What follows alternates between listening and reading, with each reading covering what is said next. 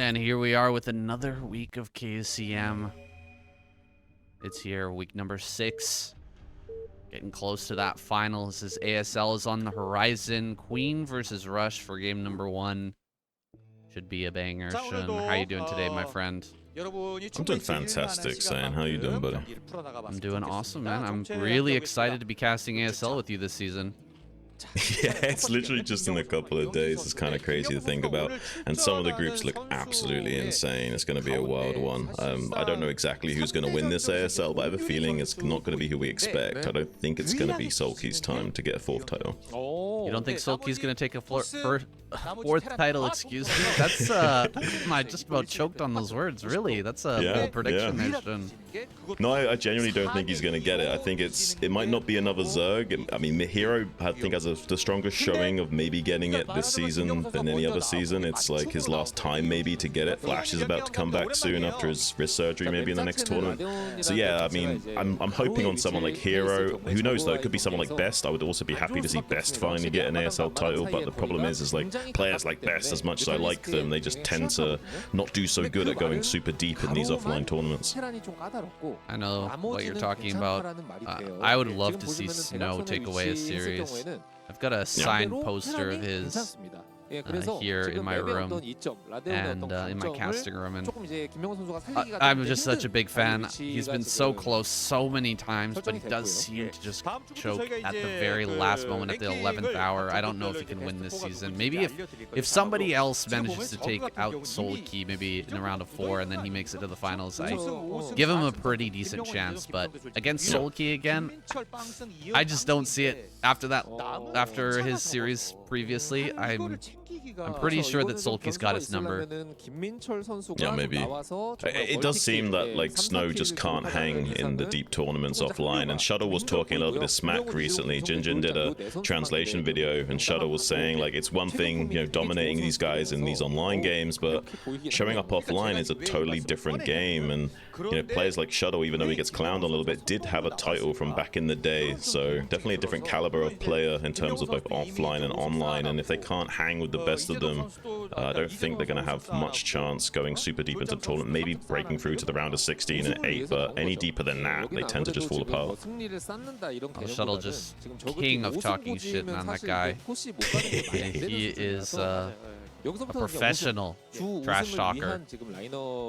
But we're going to try to avoid talking too much about the ASL, even though we are casting it for the first time ever this season. We'll try not to give any spoilers at all and just focus on the KCM when it's time, especially during the tournament, guys. During the tournament, we're definitely not going to talk about it and any of the results. And we would appreciate if you didn't talk about it in the comments either. Try to keep those spoiler free. We're getting into this game with Queen, who is another kind of crazy contender for that title. Like, this guy's been performing so well, and he's already got 2 ASLs under his belt. He's just been looking really, really good. It's a great season of Starcraft, man. So many strong players.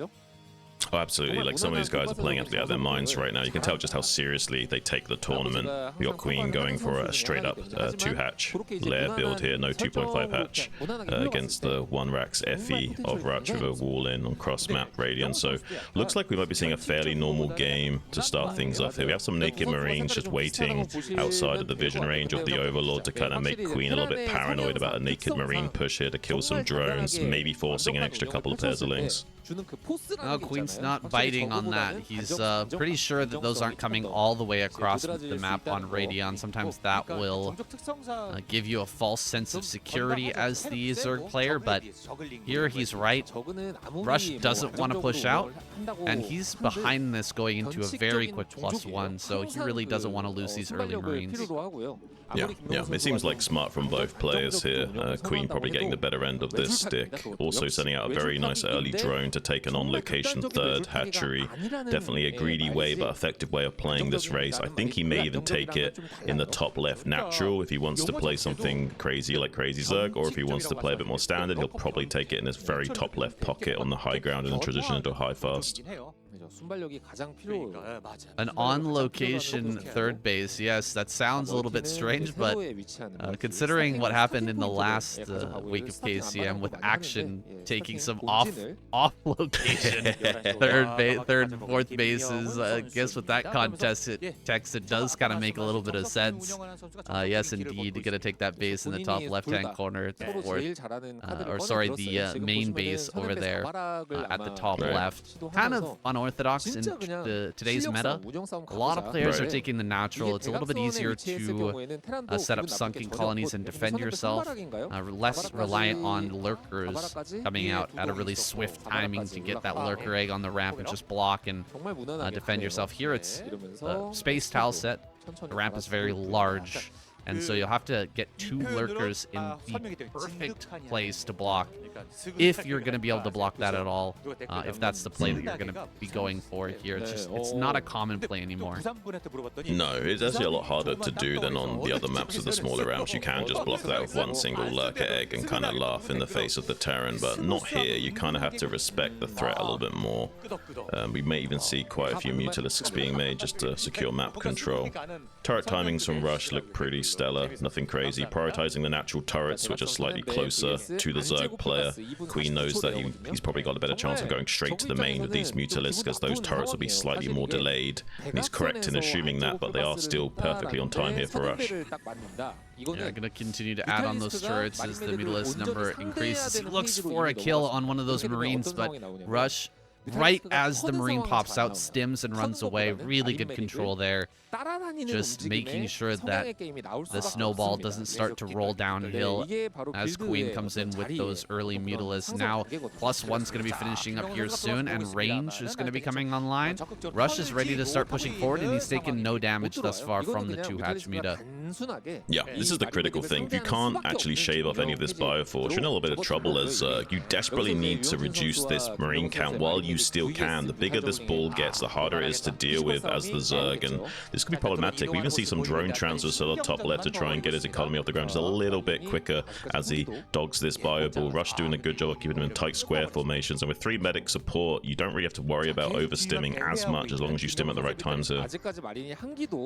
This Marine medic ball is threatening to walk across the map and put some pressure onto Queen. Queen not really building that many mutas, though. It really does seem like he actually wants to block with Hydras.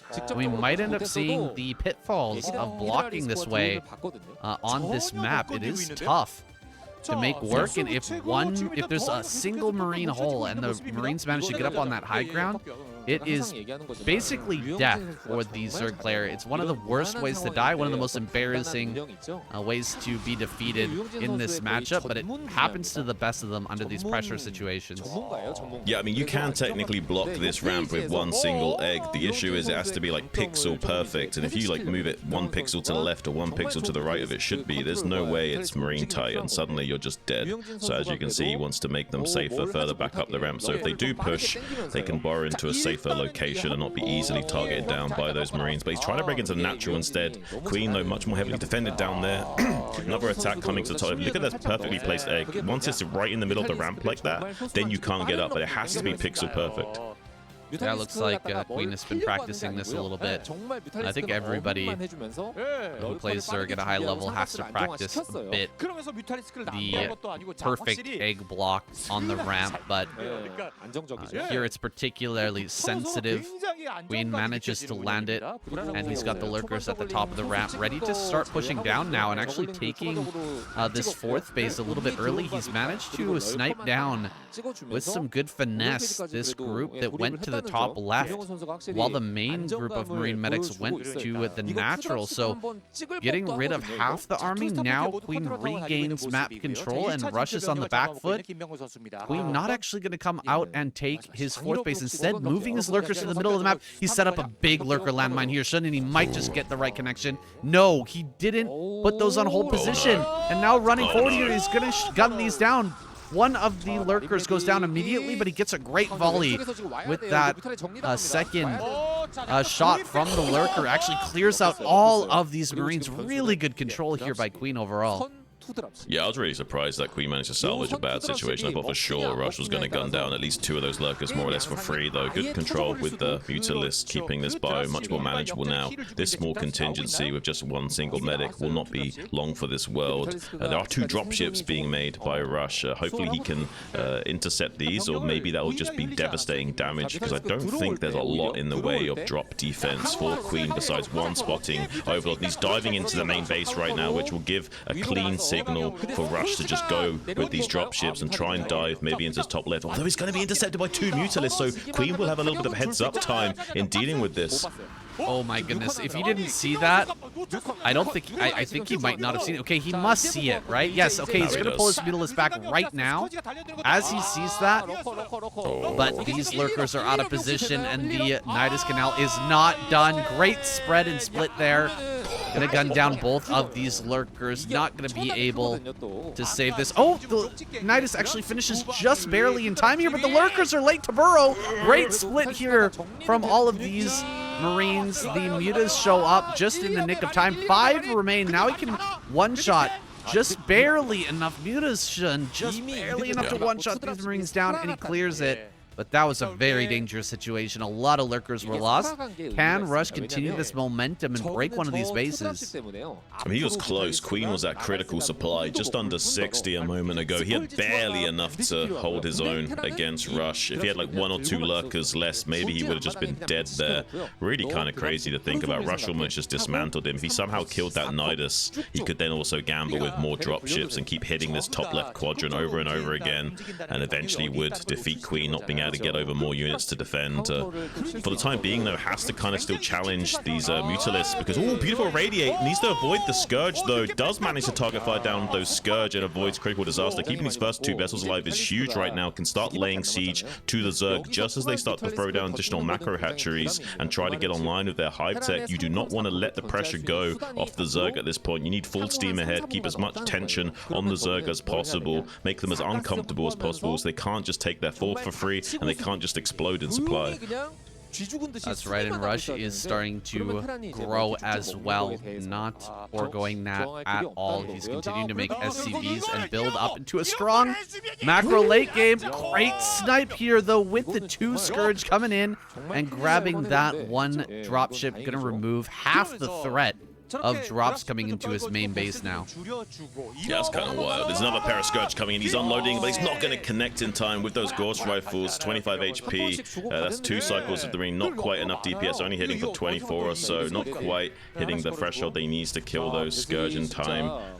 Radiate some of these lurkers. Like, it's kind of funny. I thought maybe he was going to go for an eraser trick there, but it's fine just to throw down some Irradiates onto some of these lurkers. Reduce the count that Queen actually has to leverage in his defense. If there's less than 3 lurkers in the stack, then eventually Rush can just break through one of the natural bases, especially if he's got some Firebats to fight under the Dark Swarm and a D-Matrix to protect them. You can still work wonders regardless of a fully set up Zerg, so Rush might be trying to maneuver himself into that kind of situation now. We see a couple of Firebats trickle out now. He knows that Dark Swarm will become the next contingency of Queen to stay alive, and he needs to have tools to deal with that. Just 2 lurkers on the high ground is a dangerous situation. As soon as one of those gets irradiated, this location will be very breakable. Nidus Canal is just a little bit off. He's going to go ahead and put a drone on top of that, trying to block with something to make sure that he can't just irradiate through all this quickly and easily. More lurkers going to come up, but there's no Scourge available to push back these science vessels, and so he's a little bit wary of moving forward at the moment. He does bait the 1 irradiate with the drone. So that's very good. That's a really good trade there for Queen. Even less than having an Overlord float of that. Only 50 minerals you can manually click to find where the spot is, where you can still click on the lurker underneath, but it just takes too much time and attention. As a Terran player, there's so many things you have to press right now. It's just not worth the time to manually click that lurker. So throwing the Irradiate onto the drone just to deal with it kind of makes sense with how much actions he needs just to pump out his infrastructure, get army out onto the map, and still lay siege to the Zerg. It's kind of understandable in this game state, but Queen getting away with taking this 4th base so easily might be problematic for Rush if he can't put on some major pressure in a few moments here. Ooh, this could be a huge flag. No. Rush immediately stims and runs back. Really good control and response time there from Rush coming forward with some Scourge. Can he actually get a connection? Not quite. Oh, he does get one. He does get one on that one single vessel, but only one vessel so far has been taken out.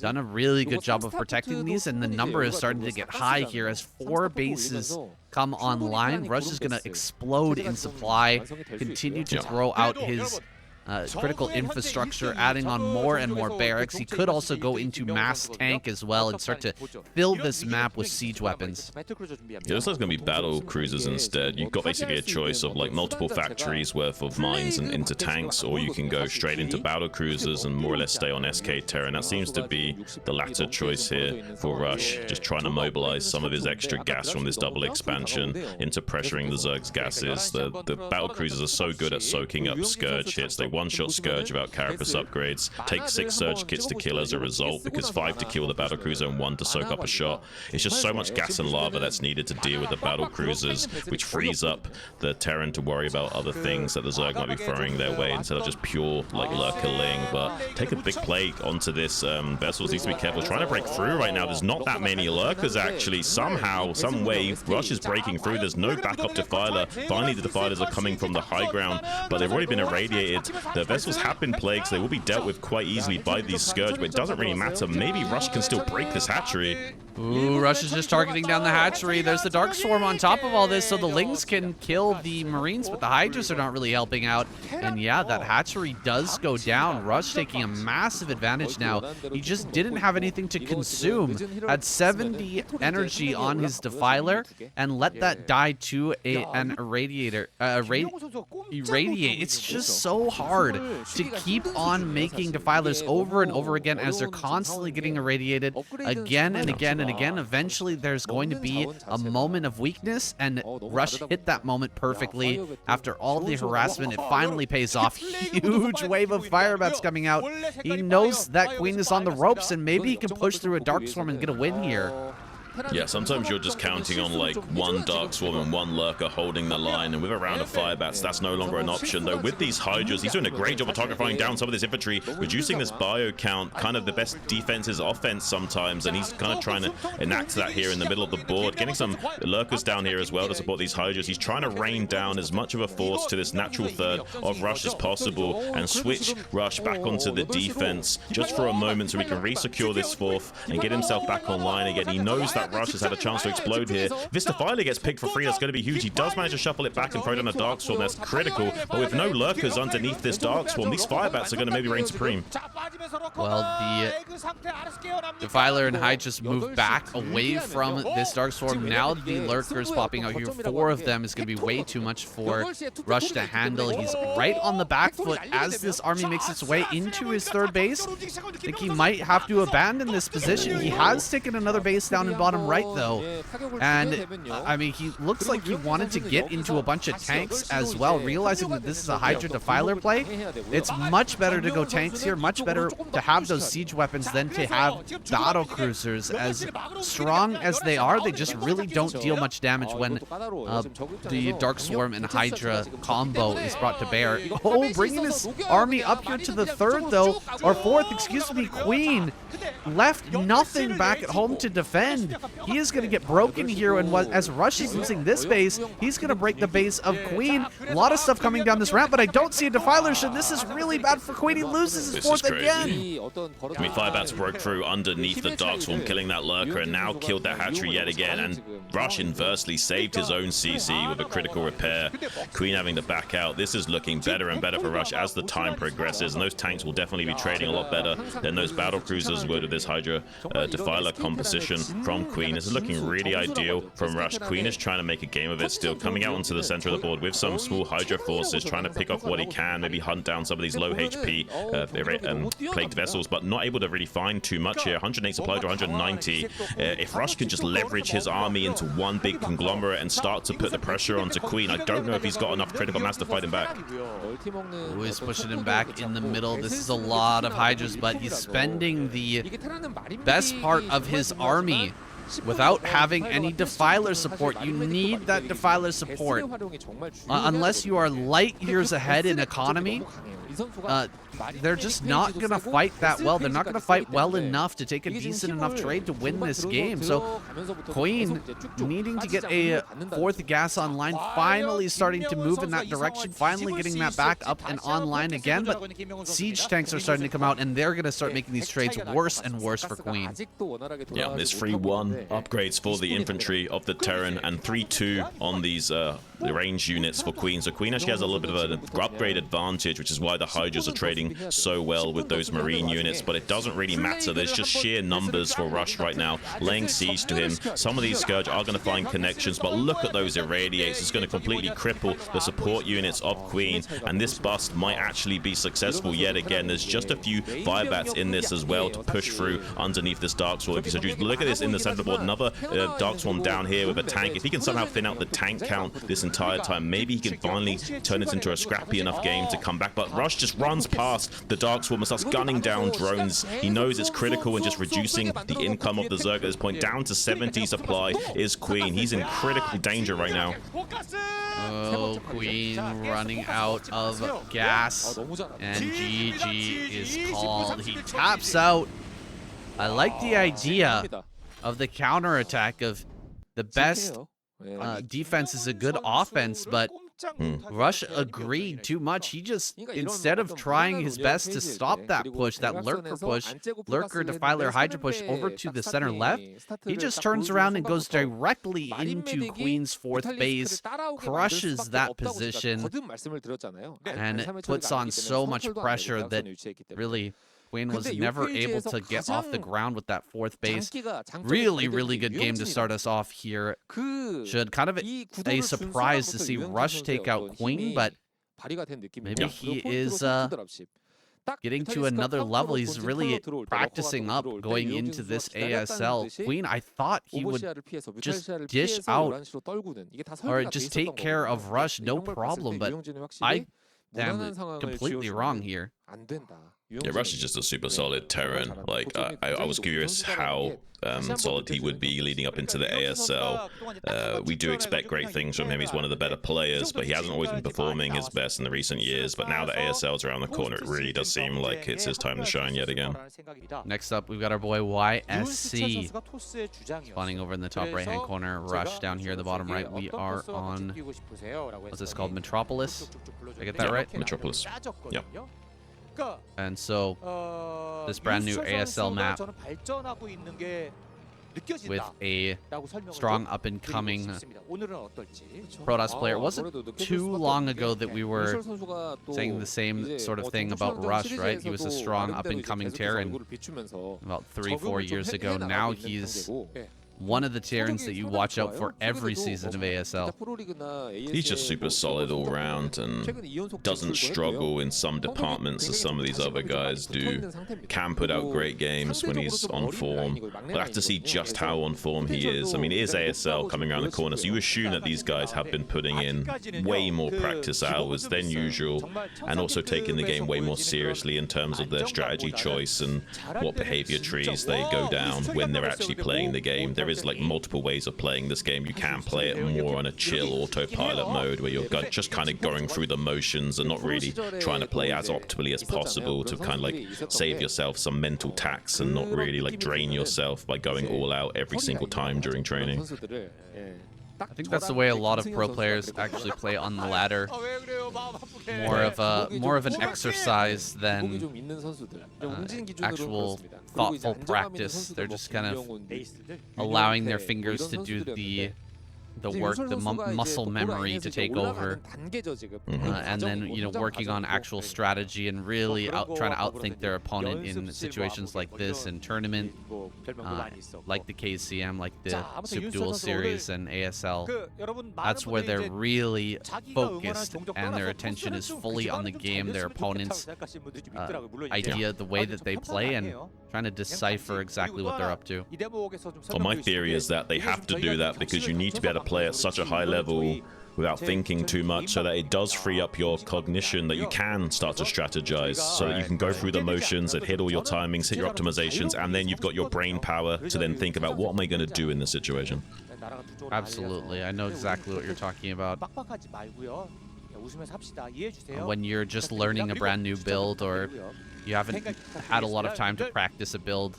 A lot of the time you're really not even capable of thinking about what your opponent is doing because you're just so focused on trying to make things fit together. But once you have practiced a build to such a high level where you can do it completely without thinking, that's when you're really able to get into that next level of StarCraft, where you're really able to start thinking about what your opponent's up to, and the different branches of your build can start to come together. Yeah, looks like we got a standard opening here from Rush, and maybe a 23 Nexus here from YSC. Though the SCV is kind of hiding in the main base right now, trying to get a delayed scout and see exactly what's what can really help you optimize your build as Terran to know exactly what the Protoss is going for. Inversely, it's so good as Protoss if you can hide what you're doing as well as be a little bit greedy and make cuts here and there, or be super crazy in the tech path that you choose. If you do fully scout it as Terran though, you're in such a comfortable position. You can line up your build so much more easily with what the Protoss is doing, and you don't have to do so much like hedging of your bets or cookie cutter styles just to make sure you cover all your bases. He does see the full opening here from YSC, which is huge, and he will be able to get away with quite a comfortable expansion. He's also seen the range upgrade coming from YSC, so he knows he could be under some pressure. That also could have been cancelled. That is a thing that some Protoss players will do, just cancel and throw down a bunch of other tech, maybe a Robo, maybe a Citadel, but it does end up a little bit off in terms of the timing. He's going to have a Robo coming up now. YSC playing a very straight-up game. Oh, almost catching this Vulture at the top of the ramp. Was able to surround it with... Oh, these two Dragoons! Interception! First Vulture going to be executed here as it runs away from the natural. That was a pretty risky move there from Rush to just try to run up that ramp, and it doesn't pay off. Losing your first Vulture without dealing any damage is such a hindrance to the Terran. Oh, absolutely. Like, if the game was even before there, I would even now put it as like a 55 to 60% Protoss favorite right now in this game state. It's so bad to lose that first Vulture. You can't slow down the third. You can't even see when he's taking the third. You have no information whatsoever, and you're down on trades because now these Dragoons can just bully you a little bit potentially, and you can't just shave off shields with that Vulture if you want to use it. If the Protoss was being super aggressive, it's pretty much bad in every metric in the game depending on what the Protoss was trying to achieve. Kind of wild stuff. Looks like it's going to be a very kind of a greedy tech play out of their YSC. We see some Terran players do this, and he's also taking a lot of damage on this Dragoon. He needs to be careful. Doing one gateway production behind this while going into a fast Robo. It's how a lot of Protoss players have been playing recently. It's not that safe though, even though you've got the fast range on these Dragoons. You've only got like 5 Dragoons to stop a Terran push right now. It was pretty dangerous the way that he ran into the natural, but he runs forward now, picks off one of those tanks, and takes a lot of the oomph out of this attack. Really good handling of that push from YSC. He's going to be able to deny this coming any further and fill in the hole, the dangerous gap in his defense. That opportunity from Rush has gone by the wayside now. He's going to go all the way back home and just be happy that he's got a couple of mines out on the map. I'm surprised he doesn't have some Vultures going around the outside trying to find out what's going on, when this third base might be coming online. He's going to send one out now, and we're going to have a Reaver coming across the map here in just a moment. Yeah, this reminds me of like the old school way of playing Protoss, except we used to do this with one base instead of an expansion. It's kind of like a modern take of an old idea of just getting this robot a little bit earlier so you can put on some early pressure while also still growing yourself. But this is a much more economic variant of that style. A little bit flimsy though to like a 3-tank push or something in the early game, which is what I was concerned about. You don't have nearly as many gateway units available to you to defend that. Sometimes you have like 7 or 8 units total at least. In this case, you don't have a maximum of like 5 or something. Can be very risky though.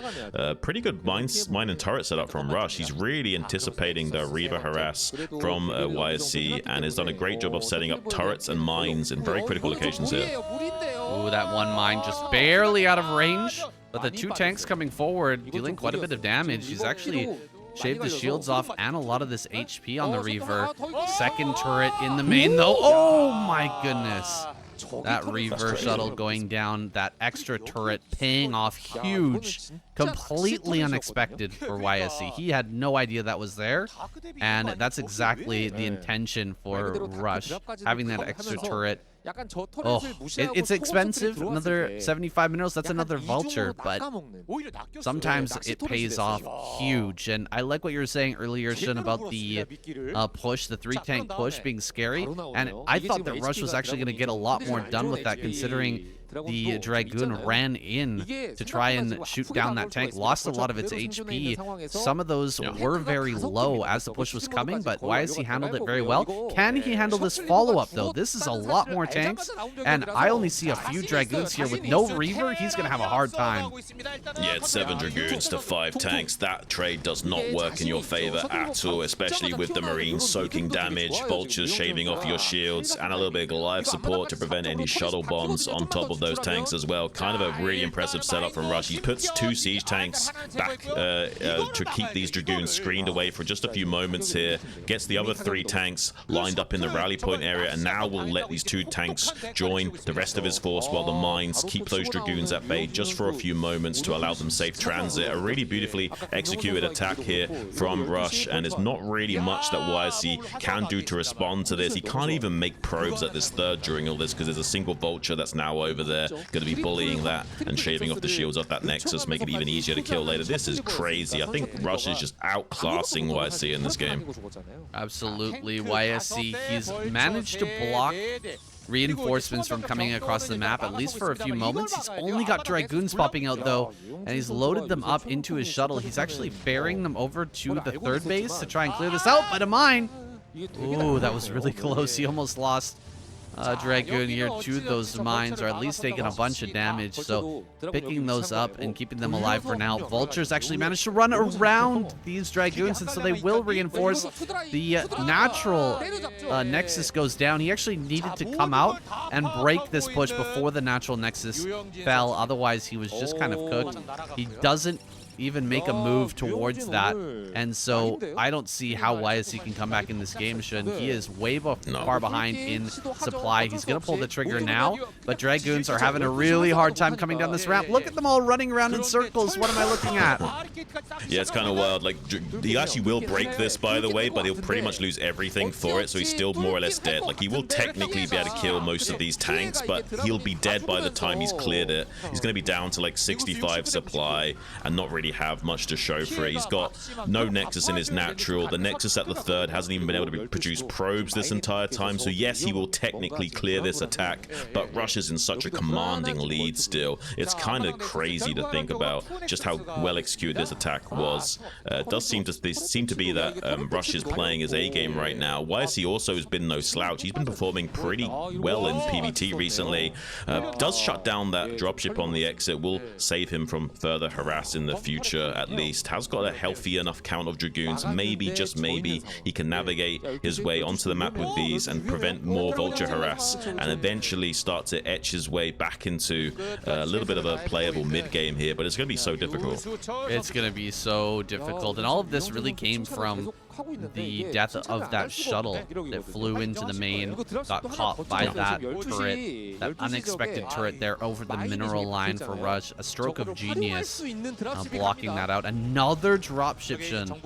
I mean, killing any probes when you've done so much damage already, it's just so valuable.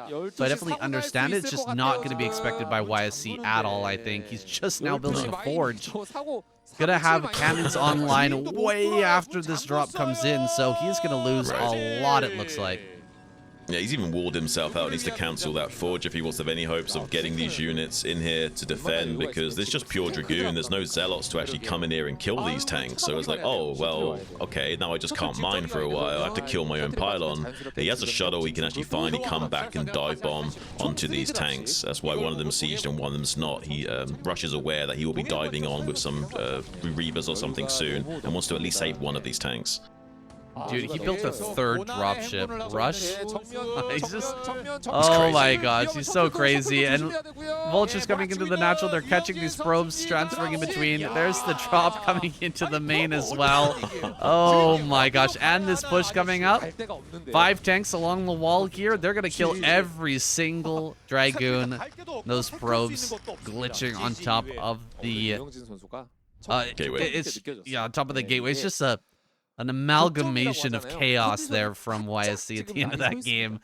He wasn't able to put anything together, just spun away by the hurricane of Terran that's coming his direction. Building 3 dropships it's pretty sick. It's pretty wild. It's pretty out there. Yeah. I mean, when you've got the tempo that much, though, you can get away with these kind of unorthodox plays to keep the pressure on and keep the gas pedal all the way down. Jaedong, the next player up to the plate. It's going to be taking on a rush here. This map, Eclipse.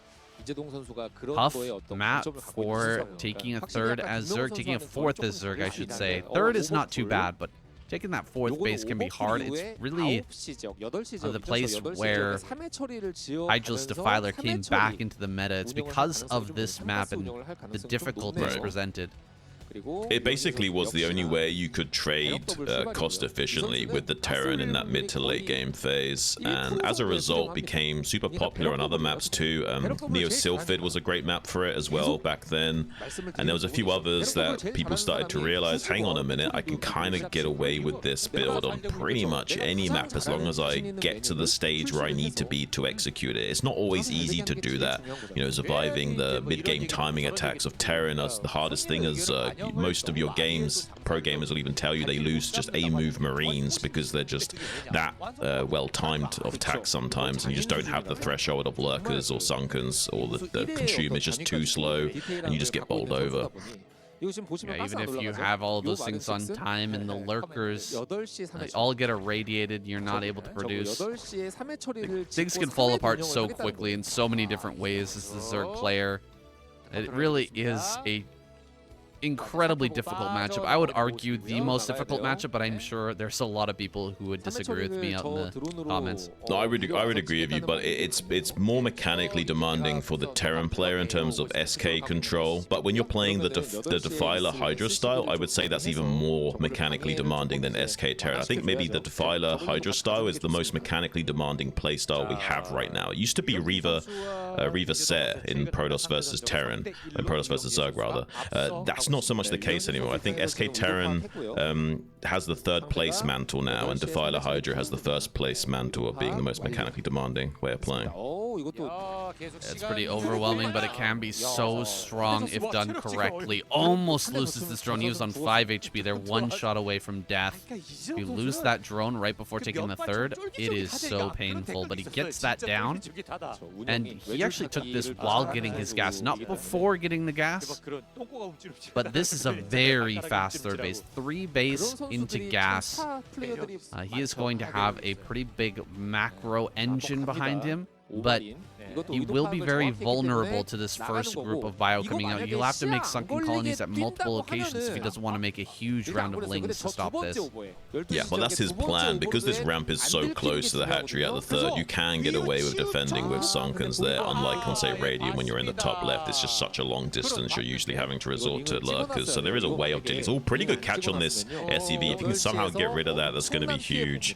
To free these lings up, to actually deal with this naked Marine push will be vital. If this SCV can buy some precious seconds and making these lings chase them and not really identifying that this SCV is coming to build a bunker at this 3rd, he's in trouble. He needs to get up here and stop this now, but I think Rush maybe just barely will get away with this. I don't think so. I think that Jaedong, with that Overlord Scout, he's managed to pop out enough lings here. He should be able to just barely wipe this out in time. The bunker may finish, but this is a lot of lings being made. He should be able to run this over. There's the bunker. It's done. Lings are ready. Bunker gets loaded up. 1 SCV here. We've got about 12 lings ready to go. Secondary bunker on the way. He cannot allow that one to finish. Yeah, that's definitely not a no-go to let that one finish. He can just run up here with 12 lings and bust. He's even going to try and body block a little bit on the ramp with that one single Marine. Does get a good surround on that bunker. Not before this other bunker will just barely finish up as it's dying. So maybe, just maybe, he can get into the secondary bunker. Does get 2 Marines in that. That's super annoying for Jaydong. He can still clear this, but forcing that many lings is still a big win for Rush here. It's not about killing the hatchery. It's about forcing as many lings to be produced as possible so that it reduces the count of drones that can be made to optimize his economy. It's a pretty effective attack here from Rush. Not as effective as maybe he'd like it to, but it's definitely on the higher end of the spectrum. Ooh, lot of lings being made here by Jaydong. He can't see this? Ooh, No way. Barely out of range. Oh my gosh. There's no SCV blocking. Okay, there's one sunken colony coming up. There's no SCV blocking. He could actually get the win here. However, Marines are in that little corner. Can he actually get in and break this? SCVs will be pulled. I don't think he can get in through here. The Marines are breaking up onto that high ground, but one sunken colony should be able to deal with this, no problem, especially with one Marine walking back and forth. He won't die at home. Rush won't die, but Jaydong not going to take any damage either. Yeah, if he had his stim ready, he would actually have broken that bunker, but he just doesn't have his stim finished up at that point in the game, unfortunately. I don't think so. No way of breaking that bunker. Like, naked stim Marines are so good at breaking bunkers because it doesn't matter about them being 2-shot still because they're still on 30 HP, but unfortunately not able to break through the threshold damage. If he could somehow kill that hatchery, it'd probably be game ending, but now the game's a little bit more even with everything that's been said and done. Just the one sunken so far. It looks like Jaydong wants to defend further aggression here with additional sunkens while going into his lair and lurker, getting him up eventually into hive and going into this Hydralisk Defiler play. I see a drone heading out right now. Is he really going to try and take a third somewhere out on the map right now? Or is this just a bad rally? Surely not. Surely not. It's got to be a bad rally. I mean, there are some reasons you'd want to take a sneaky fourth here, especially if you're doing a crazy Zerg build. But I don't think he's playing crazy Zerg right now. I think he's just going to, you know, try and produce a lot of mutas or 3 bases, put some pressure on, get some control over the game state, and then transition. So I doubt this is for a 4th hatchery. A really fast factory this game from Rush. We're at 7 minutes, which is generally a good factory timing, but he's already got the starport almost finished. 3 barracks and a starport just finishing up now. This is going to be a crazy fast Valkyrie or Science Vessel, whichever one he decides to opt for. Well, Valkyrie would be superior in this game state because of how late the tech of Jaydong is. He may be considering a 3-hatch all-in muta play. It is possible. That would hard counter him. He does have the Hydrogen coming down, which would work well against Valkyries if that was the choice. So maybe these vessels will end up being superior given this current game state after all. I don't know if Rush is going to have much ability to push out onto the map. I'm a little bit worried for him because I feel like Mutaling can easily clear up this bio ball in a few moments here. I think this is a mistake from Rush to come out onto the map so soon. He's invested so much into this early tech play.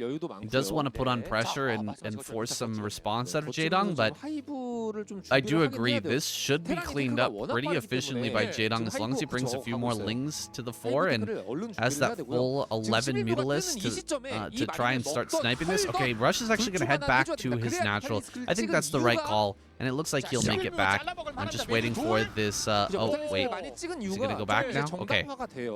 Gotta keep that alive. He really doesn't have that many Marines right now. With that early game that went on, I mean, both players are relatively slow in their techs, but it doesn't matter. Like, you need a strong count of infantry here to not worry about the air control of the Mutalisks, and he doesn't have that just yet. He's barely got the threshold of Marines needed. If he lost that Bible for free, he would have been a little bit of trouble with just 3 barracks worth of production. So it's great that he didn't lose that entire Bible. Now he can rejoin forces and buy some precious seconds to finish up that irradiate, squeeze out a vessel, and actually start to counter these Mutalisks. These vessels do kind of put these Mutalisks on a clock in terms of what value they can provide. So he wants to start hitting SCVs and turrets in the natural right about now.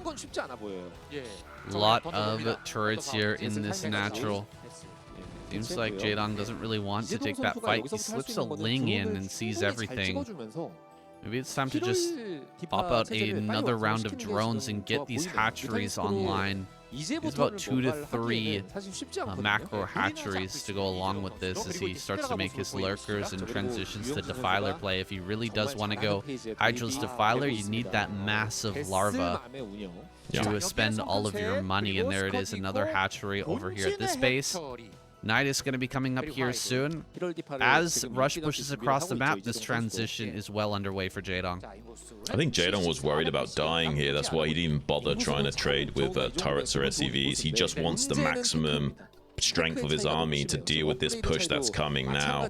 He needs to just survive for another minute or so for these extra macro hatcheries to come online and the tech to come online. He's got the 3 sunken and a couple of lurkers stacked there. He should be relatively safe against this, but with the irradiates available to Rush, that does become more problematic now. He can actually break through that stack of lurkers a little bit, and the transition for Jaedong's not currently finished up. He's still waiting to get like his Defiler Mound finished, his Evo Chambers to start researching upgrades. There's a little bit of time here before Jaedong starts to come fully on. Needs to be careful. There's Vessel though. Beautiful snipe with those Marines prevents catastrophic failure. Radiate going down on the Mutalisk. I'm not sure that was the best choice there from Rush, trying to bait those Mutas when they weren't even stacked with an Irradiate. Probably smarter just to go for the Lurker stack, but I trust his judgment. Time for a double expansion for Rush. He's not going to break through here, spending irradiates on Mutas, and everything's been stacked and set up perfectly for Jaedong. Grabbing a CC over there at the top center, and possibly even a second CC is probably going to be the right choice. Start to build factories, and in fact, he will drop that factory down onto the ground, probably get a add-on and start building tanks. Building vultures and mines as well could be a good choice here as a transition into those tanks, but eventually we're going to see tanks here out of Rush, and 2-3 factories worth of tanks start to fill the middle of the map. That could be really hard to break through with Hydra Defiler. Absolutely, and Jaedong's got quite a lot of macro hatcheries coming out online. The supplies are almost even as well. I'm a little bit concerned from Rush that he hasn't really done enough damage or hindrance to Jaedong in these early mid-game phases to hamper him enough where he's going to be able to explode in supply really quickly soon, and I don't know if Rush is going to be able to do much about it. He's still got a whole stack of Mutas as well, so if he starts wasting his irradiates on lurkers now, maybe he will not be able to deal with that Mutalisk threat either. The Mutas could catch some bio units in rally, for example, like stopping him from being able to reinforce this force right now is going to be really crazy for Rush. They're actually going to swing round to the natural third. Maybe get a cancel on this CC would be huge for Jaedong. Ooh, I think he's going to do that. Actually, in the meantime, Rush sent in an eraser trick. Yeah, he did an eraser trick here. Got 9 kills on one of these vessels. A lot of damage there in the natural. But that can easily be replenished by Jaedong. He has so much larva to work with, and he's not under any threat right now. So you could just start delaying this. Eat a bunch of these irradiates with his mutas. Yeah, pull those ones that have been irradiated out. That's so many irradiates that's just kind of getting thrown away here. These mutas aren't really valuable anymore, so just allowing them to soak up irradiates is going to be fine. Jaedong replenishes that drone count, and now he's really going to get underway with these Hydras. Yeah, very rarely you can sometimes use those irradiated Mutalisks to kill the stack of SCVs that are in the mineral line. It's very rare that that transpires, but sometimes you can use that as a double-edged sword to kind of cut through the meat of the SCV's HP and help clear that line faster. But in a situation like that, it's just too many forces for Rush to really do anything.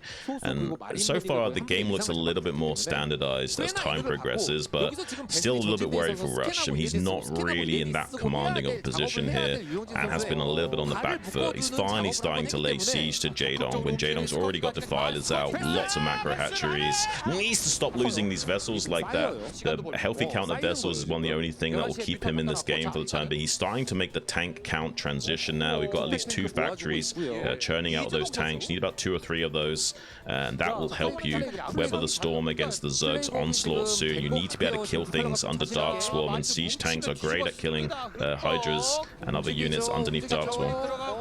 Oh boy, here comes the first Defiler with Plague. Can he get a great one here on all of these Marines? Kind of whiffs it, but he will be able to push everything back. He's definitely got the forces to do so. Rush cannot stand here and fight with a bunch of Plague Marines. They will die immediately, and Jaedong will overwhelm that position. He's got 1-1 finish now. He's starting to push out on the map. He's ready to try and take a 4th. Rush has his 4th going down in the bottom right already. Will Jaedong find that and shut it down? I want to quickly mention as well, Rush, I really hope that Jaedong has the burrow upgrade. He invested into that because Rush can keep doing that over and over again, and he's taken some small advantage just by doing that one eraser trick. Dark Swarm here in the natural, on top of the factories now. This is a big move from Jaedong. Yeah, there's a big backline of tanks to the north, though. He should be able to hold on to this threshold towards this third natural here. And keeping this fourth alive so far, Rush has kind of gotten away with murder. I think Jaedong might scout it soon, but I don't know. Like, this is kind of crazy. If Rush gets away with this fourth base, there's a way he can finally win this game. But if without it, he's kind of dead in the water. So it's kind of like a hopeful game for Rush right now. He just needs to not let this get scouted and dealt with in a few moments. Maybe he can somehow churn out enough units to deal with Jaedong. But right now, it's seeming like that might not be the case. It's currently almost even on supply, and Jaedong can really start to put the pressure on him soon. There's so many hatcheries, so much lava available to Jaedong, and now that he's on the offensive, his game state becomes much more simplified. Defilers are weak out in the open, but with Hydra support as well as lurkers, they become much more potent. Ooh, not turning around with the Hydras to defend this Defiler, but the Defiler is close enough. He can get a Dark Swarm up here on the high ground and break through all of this. Yeah, these lurkers are going to come forward and break this base. Meanwhile, Rush going for some counter pressure. Going to try to attack into this third base. Are we going to have another eraser trick? I really hope that Jaedong has invested in that critical upgrade burrow. So important in situations like this. He breaks this base, pushing back Rush. Rush is starting to fall apart a little bit, losing a lot of SCVs down this bottom right. This is kind of wild. I think he's going to get that CC as well. He needed that fourth base. Without it, I kind of think he's like done for here. He can take this natural fourth to the top center of the base, the top center of the map slightly, but I don't know if that's going to be enough for him. It's a little bit late now. Jaedong's already exploding in supply, 150 to 150, so almost dead even, and that definitely favors the Zerg in this position, especially with the spells available to them. There is a D-Matrix going down on one of those tanks, but I don't think it's going to be enough. Jaedong's going to start clearing some of these tanks, and reducing the tank count is absolutely critical for Jaedong right now. The only way the Terran's really going to win this game is if they can somehow build up a count of like 20 tanks to then leverage against the Zerg in one location, and that's not going to be the case if Jaedong keeps killing them like this. Yeah, he killed a bunch of tanks there. The trade went a little bit sour near the end of that fight, but still, it's working out really well for Jaedong. He's actually ahead in supply now. He's got so much here at his rally. Look at how many forces are popping out here. He's got tons of money behind this as well. His fourth base is really getting online. These vessels are going to come forward and start to fight, but just one Dark Swarm will push everything back, and Hydras are starting to stand and just fight. A bunch of fire bats coming forward. Does he really think he's that far ahead that he could just start spamming fire bats and pushing for the Dark Swarm? I don't think Jaedong agrees. He's just going to overwhelm these forces. Yeah, Jaedong definitely doesn't agree with that at all. I think Rush is kind of desperate right now. He's also getting attacked at his natural fourth. D-Matrix goes down this fire bat to try and soak some of this force. Maybe, just maybe, he can break through. If he kills the Nidus, that would be huge, but he's got two tanks, and they're currently busy trying to shell down these Hydralisks. He can't get a target fire on that Nidus critically, and his units are getting gobbled up right now. He does weather the storm at that natural fourth location, but now the Mutalisks are starting to gun down some of his low HP vessels. Hydra supporting that as well, so he's going to lose at least 2 or 3 of these vessels here. That's kind of critical. Big picks for Jaedong. He's actually behind in supply by about 10, but that's still very Zerg favorite right now. He's even getting a 5th base online during all this. 5th base over at the center left, and Rush still hasn't sent SCVs over there to top center. Or this the 4th base. Yeah, he's just sending them up there now. Having a hard time getting that extra gas online. You really need it if you want to make this many tanks and vessels all at the same time. Rush pushing down here towards this 4th base again. Ooh, he gets the Defiler just in the nick of time. There's enough Hydras to clear this, though, and so it will go down. But this position is looking really scary. Can Jaedong hold on to his Nidus? The target on the Nidus is huge.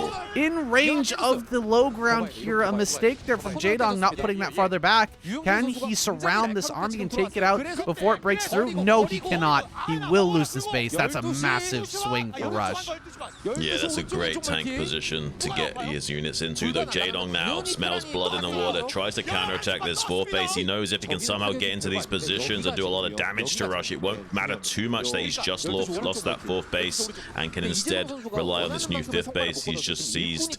Maybe, just maybe, Jaydong can still maintain the lead, although the supplies have kind of, you know, created a bit more of a canyon here. It's 100 to 136, so Rush is in a better position, but losing that command center is kind of critical. He needs that additional gas right now. He will eventually dry up. He's doing okay for gas at the present moment, but the minerals are starting to dry up. He can't quite fire on all cylinders as he needs to. He's trying to break into the rally point of Jaydong. Sometimes you can overwhelm the Zerg in these locations, but with how many units Jaydong's got to muster at all of these flanks, he's just going to plague the Terran into oblivion. I don't think Rush is going to ever be able to get a foothold on in these locations again. I think he kind of has to just sit back and try and take another base. I don't think that's even going to be successful at this point. I think Jaydong's got too many tools available to him.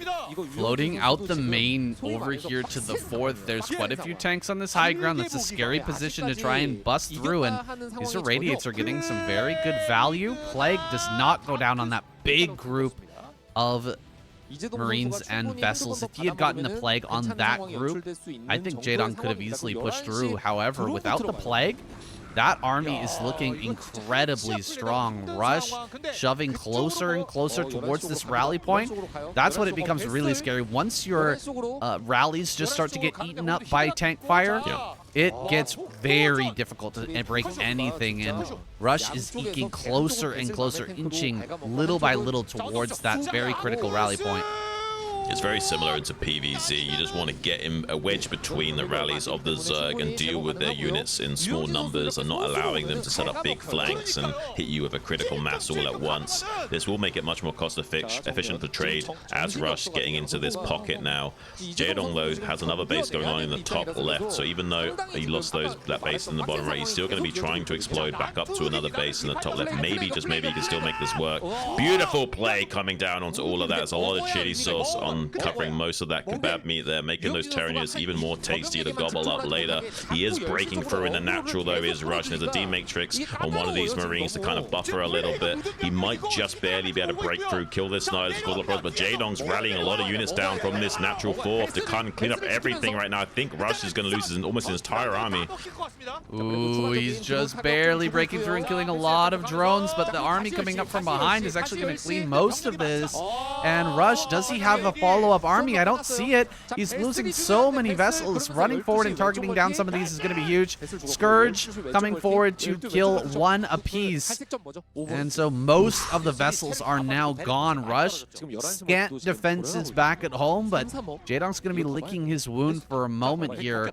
After losing so many drones, he does need to resupply some of that, dropping down to 82 supply. He's at a critical level where actually he's almost dead. Like 60 supply is bare minimum really to survive as the Terran or as the Zerg player. If he drops any further here, he is going to be in a very bad way. Yeah, he's got just barely enough threshold of supply to keep launching small assaults, utilizing Dark Swarms. If though somehow Rush can shut down this base, this will be huge. Rush is doing a great job right now, rotating around to this top left corner of the map. If he can pick up this hatchery, it's going to be great. He will probably get this hatchery. Jaydong now maybe in a little bit of trouble. He has to re-expand to the bottom right corner of the map. Rush is in a good position to defend this northern area with just tanks alone. I don't think Jaydong's got enough critical mass of units to just break through and deal with this force up here. He might be having to expand to the bottom right now instead. Oh boy, the gases are really starting to run out for Jaydong. His main, natural, and third should be just about empty at this point, 23 minutes in. He's suffering from a lack of gas. He's got nothing mining at the natural. His third and fourth, really only his only areas of income. 95 supply is all he's been able to muster. He crushed that attack from Rush over at his natural, slammed through it, but lost so much in the process, he might not be viable any longer. As the Hydralisk Defiler player, he's shoving forward again, killing off some of these vessels, but Rush making the correct sacrifices, sending forward the vessels, just letting them die in order to get rid of these very important Defilers as they push forward. Wait, one Defiler gets close enough, and the tanks are all going to go down. Maybe he can push forward a little bit further. Does he have the Defiler? I think the Defiler might have been sniped. No, there it is. Can he get up on this high ground and actually break one of these bases? I mean, this is crazy. It's a little bit of a mistake from Jaedong, but he has to do something. He will be dealt with by Rush here, but it was a nice valiant effort from him to try and sandbag by some time. It looks like Rush should be okay, but I mean, Jaedong did kill a few tanks. He has still got some units available to him to keep launching assaults. He's driving a wedge between the rally point and the natural fourth of Rush right now, though Rush does have some good pockets of tanks to defend his case. Finally, he's launching onto the third location, which has a few tanks there, not that much bio, but a single bunker will probably save the day without Dark Swarm support. Jaedong's now in full desperation mode, trying to get any trades. I don't think he's going to get it. I think he might be tapping out of this game soon, since he's not trying to take a base in the bottom right. Trying to run forward here with a couple more lurkers, a couple more lings, and a defiler. He is going to get a Dark Swarm very close to the Terran base, but I don't know if he's going to be able to follow this up with anything. Only a few lings and hydras coming out on the map, and Rush is going to go and counterattack. He certainly can't hold on defensively, and eventually there's going to be enough irradiates to just kill absolutely everything with just pure irradiate. There we go. Few kills on these vessels, but 5? I don't think he has 5 lurkers, Jin. No, it's really low levels of units for Jaedong. There's actually quite a lot of drones, so the supplies are also a little bit deceptive here. He has quite a high drone count, considering he's not got that many mining bases, especially with that third now being mined out just a moment ago. He's going to really struggle to refill, but because he's not been expanding and he's been just pure unit production, he has just barely broken through the threshold of tanks Rush has got, but now the counterattack finally comes online for Rush, and the last mining base of Jaedong will be shut down. I don't know if he's got enough gas in the tank to make this work. He has limited some of the income for Rush here, but maybe not enough. The natural third's still mining for Rush at this time being. Yeah, he is going to throw down one Dark Swarm. Maybe if he had a Plague there that hits every unit in this attack, he could start to clear up, but as it stands, Rush can just maneuver around this Dark Swarm, get into a pocket that Jaedong can't easily clear, and make this a nightmare. He is going to pick off this base, and GG is called. Jaedong taps out. Rush on an absolute tear. Only a couple games away from an all kill. It's the clapper from KCM. Well deserved, man. Rush is on another level today. Things were looking a little scary for Rush in that last game, but he pulled himself together, got the tanks out, handled those bases, and broke that bottom right. Critically able to break that bottom right, made things very scrappy. Jaedong wasn't quite able to hang. Really enjoyed that one notion. That was a great Jaedong game. Yeah, he actually played really well, did Jaedong, in that game. Rush was just too good, though. That guy is just firing on all cylinders, playing out of his mind right now. I can't even imagine how you can play this game this good for this long against this many different pro gamers in a row. Like, it's not like he's just playing 1 or 2 games. He's beaten 3 pro gamers in a row, onto his 4th. Tyson's not the strongest opponents for him as well. He may even be able to dismantle Tyson here, who's sending out a fairly fast probe scout. Maybe he can get a lucky 50-50, he's thinking, and get a gas steal. I don't think he's actually going to get in there in time with this probe, actually. I think Rush can still make the gas, so it's a little bit of a weird probe scout, honestly. If he's gambling for finding Rush first, he should send this probe maybe a tiny bit earlier to potentially get a gas steal. It looks like he's just going to utilize this probe to harass slightly on the SCV. Gas still hasn't been taken, so actually Rush not even wanting to take his own gas. He's going to let that rest for now, and it's kind of surprising me. I've actually seen Rush do this a couple of times, building the barracks on low ground on Dominator in order to do a gasless fast expand. Generally, Terran players will throw this on the high ground, but Rush seems to have a different idea. Well, there are a lot of Protoss players that make that gateway a little bit further forward, like Mini, and just try and put on a little bit of extra pressure early on with the Zealot goon timing. I mean, you kind of want to ward against that a little bit with this style. It does make you really weak to something like a 10-12 all-in 2-gate goon, but it's just no Protoss players are playing like that anymore. So the one thing this is weak to doesn't really get utilized anymore. So it's actually kind of a safe, smart play from Rush.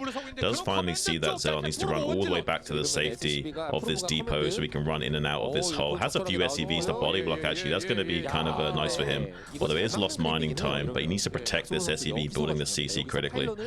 Yeah, this is the problem with the build is you don't have the SimCity right there to help you defend against the Zealot. He's done a great job, though, bringing up these extra SCVs to assist with that body blocking. He will get the bunker down, and a pylon is being built outside here. There's only one reason to build a pylon on that high ground, and it's for a robo. It's spotted Rush with a beautiful scout there, finding exactly what's coming. He can bunker push this now. Yeah, seems like the robo push is going out of style. We've been seeing more and more of the gateway variant being used, maybe because it was scouted as well. You have to factor that in. Gateways do provide you earlier play than the robo, so now that it's scouted, oh, gonna be DT play. That's a very fast DT. We're talking like 5-minute 10, the DTs are popping out, so kind of crazy. But Rush knows that. He's putting a lot of pressure onto this proxy right now, getting a bunker set up here and just gunning that down. He has a Zealot that might be trying to attempt to run by because all the Marines are currently indisposed, dealing with this proxy. The gateway gets cancelled while the Zealot tries to get into the main base here to put on some pressure. Good handling of this aggression. Rush back at home. Gonna get rid of the Zealot and has the bunker to ward away that Dragoon. Still, the threat of the DTs is real. If Rush doesn't have the proper detection here, he could lose a lot. It's just so much damage. But what do we... No, wait. No. What did we just watch? I mean, What this was like this was like the Tyson versus Paul fight. What are we watching right now? Oh boy. Well, we're watching a man go from a well-thought-out plan here to absolute desperation in a matter of seconds. He's now throwing down a robo, which is quite late, to try and get a DT drop-off after all these failed attacks and the failed proxy, and now an SCV running in. Are you kidding me? Oh my gosh, can he block this? He will just barely block it. Oh my gosh, was that close? That's crazy. I mean, maybe there's just hope for him now, but the only way to be super safe against what he's doing is to make quite a few turrets and backup turrets in the natural, but Tyson knows that. He's going to be doing the drop variant of this, so you can sometimes just throw down 2 turrets in your natural, one in the front, one back a bit, to kind of, so when they dive onto the first turret, it doesn't matter. But here we're going to be seeing a DT drop straight into the main base of Rush, and I think Rush is starting to sniff out that something is amiss here. That's why you see such an early pressure. He finally sees this Dark Templar, so now he's got full confirmation. Maybe it can shave off another of these Marines to make the game state a little bit more playable for Tyson when he eventually does drop these into the natural. He might not have calculated that the shuttle variant is going to be what's coming next. If he does get a shuttle of DTs into the main base, that could be a little bit nightmarish for Rush. Here comes that shuttle now. Be looking for that damage. I imagine we'll see a very quick third out of Tyson to try and make up this deficit. With the DTs out on the map, it's very hard for Rush to push until he gets really consistent detection with some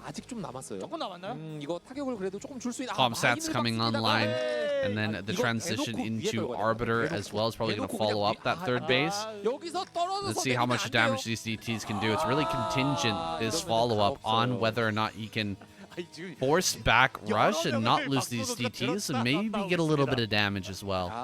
Yeah, Tyson might be figuring out that he needs to land his DTs right behind the mineral line, and I think he's figured that out. He's going to try and just snipe off a few of these buildings that are just outside of the turret range. Needs to be careful with that shuttle, though. Dangerously low on HP. He can kill one depot for his trouble, but it's not really the compensation you're looking for here as Tyson. He can also sandbag the Terran pushes with these DTs later after scooping them up, but it's not the kind of value he was looking for at all. It's a playable game state. He can go into 2-base arbiter from here. It's just not the most comfortable of game states going forward as Tyson. He hasn't found the damage he was looking for. He's not quite ahead of the curve as he should be. I'm surprised to see Tyson go 2-base arbiter here. I thought that he would take a third while just sandbagging with the DTs. That's how we've seen a lot of players, Protoss players at the highest level, do this build. the DT drop build. You've got to get your economy really online with this. He hasn't got any way of blocking the vulture raids at a third base because there's double ramps, so he's worried about like just like taking an early third and then getting like harassed into oblivion by speed vultures. He doesn't want to like dump like 600 minerals into nothing but pylon walls right now, so he's kind of like doing a more tech heavy variant of this gameplay. I kind of agree with him. Like, it's hard to stop vulture harass on your natural third location in this situation. Yeah, you don't have to reverse the tool. I guess that's correct, but now he's gonna be very low economy, trying to defend against Terran push out coming out already. He tries to bait that mine in. Does a little damage to the tanks here, but it's not going to amount to much. And now Rush is pushing across. He needs to sandbag this. He needs to put some vultures in the way of this to eat up a few of the scans and then wipe this army out with the Arbiter. The cloak is going to be very key. He cannot allow a bunch of turrets to come up here with that consistent detection. Rush will be able to hold, and clearing this will be really difficult. Yeah, he's got a DT coming in the back. There's only 2 comms that's available to him, so if somehow he can keep scooping up the DTs after the scan goes down, that's optimal. If he, but at the moment, he got a tank with the DT, that's pretty good. Fighting from high ground transition is also not too bad, but he can't get in range of these tanks with these Dragoons, and finally Rush is pushing up onto this pizza slice from the southern threshold. He will contain Tyson at this rate if he doesn't start to trade these tanks right here, right now. He knows he desperately has to start trading off these tanks. He's not able to do so. There's just too few units in his arsenal to bat away Rush's attempts and getting up here. Well, I was completely wrong about this. I thought that what Tyson needed to do was sandbag the push with the DTs and get a third base online, but he didn't do either. He didn't sandbag the push, and he didn't get that third base online, and he's not even going to be able to stop this, even with all these gateways coming up and the Arbiter on the way. Nothing will stop Rush pushing into this natural and just finishing him off. He's got the pylon wall to work with right now. He's killed so many Dragoons. Everything's going to try to push forward, but even with only 5 tanks here, he's going to be able to kill absolutely everything. This is the best trade I've ever seen in my entire life, Shun. Just absolutely destroyed. I mean, he kind of crushed him. Yeah, he has to tap out here. He's 20 supply ahead. There's no way you can ever macro your way out of that situation. Really stellar stuff from Rush. He's on a 4-kill streak. He just needs to take out Hero in the next game for that all-kill prize, and the only guy waiting in the wings after that would be Shuttle. I mean, Rush has got to be feeling like a real killer at this point. No one can deny that Rush is on an insane streak right now, but in his even in his most insane streak, can he take down Hero? Hero is godlike in this matchup. Yeah. And he has been on an absolute tear himself recently. This is his biggest hurdle so far. Will Rush get that all-kill prize? 600,000 won is in his grasp, within his grasp. He just needs to reach out and take it. Yeah, he has that momentum to rush forward, pun intended, and grab that. But can he do it? There's a Hero to save the day right now, and this guy plays like a madman. It's going to be an 8 racks, okay.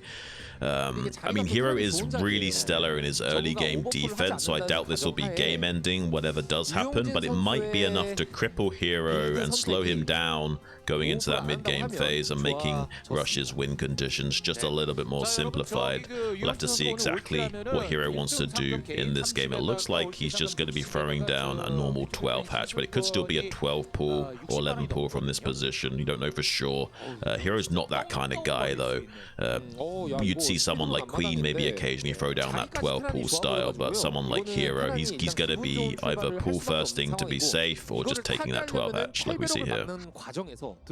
Uh-oh. Hope that Hero can pull off a good drone defense. He's going to be under some serious pressure from Hero early on, or from Rush early on. Yeah. I'm a bit worried, gotta say, Shun. I'm a bit worried that Rush takes this one home, and we're gonna have a very quick series if you know, Shuttle is our final player. I think we might see a double all kill. he's scouting in the right direction with these drones. He's hiding the Marine, so it buys him a little bit of reaction time in his favor there. Not scouting the Marine right away could be good if you were going for a 2.5 hatch and you didn't make your pull quickly enough. Also, they throw down their gas and then have to cancel it again, wasting some minerals. It's always nice to try and hide the 8 racks for as long as possible. Does start to pull off the prerequisite amount of drones. You need anywhere from 5 to 9. It depends on what the game state is, how far the Terran is out on the map. We see about 7 drones pulled, with 1 still coming from behind. That's a total of 8. That's a pretty healthy number here, but 2 SCVs body blocking, it is still pretty tricky for the Zerg to wrap around and get on top of those Marines. Rush had a pretty good idea there. He wanted to catch that drone that was coming back from the front lines. The scouting drone almost got caught there, but Hero managed to maneuver that around. Now he's going to surround these, completely surrounding this. This is perfect play from Hero. Oh my goodness, he shuts this down so hard. Yeah, he does manage to get 3 drone kills to kind of even out the curve a little bit here for Rush. So it's not totally over. He does still have a playable game state, but this is almost as cost efficient as you can get for the Zerg. He's even leaving the bunker there. I don't know if he's like trying to fake out a Hero a little bit and make him think that there's some additional Marines coming to still support this. He has got the SCV coming over here to finish, seemingly to finish this, but I think this is all just obviously a bluff to try and maybe make Hero make an extra pair of lings or something early on.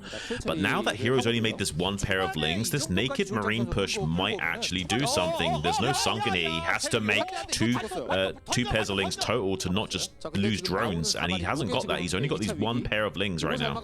Ooh, that could be scary. Well, I think that a bunch of lings just made their way down. Yeah, 6 lings total. He is going to be completely fine. He's got 400 minerals in the bank right now. Has a big glut of resources because of all the drones he made. He did exactly what you're supposed to do.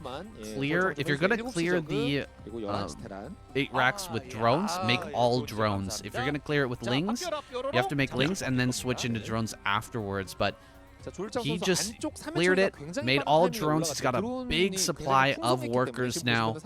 He made the absolute bare minimum number of links to actually stop this naked Marine push, and his position is looking absolutely fantastic. 2.5 hatch follow-up. Hero is going to be a force to be reckoned with. This is why we rate Hero so highly, because he navigates these early game shenanigans with such poise and great calculations. He's like handled that probably about as optimized as he could have. If you do allow the bunker to get up, for example, you kind of are relegated to either double sunken it or like go like 12 links around, and neither of those things are optimal at all. So catching it with the drones like that, able to just macro up, makes him feel much more comfortable going into this game state. Both players will have their respective techs reduced by about a minute or so, so the Spire timing will be at least a minute late, the Academy timing and factory timings will be at least a minute late relative to what they would usually be. So that's why you see the Spire coming down closer to 5 minutes rather than 4, but that's kind of just the nature of the 8-rack build. It does slow both players down.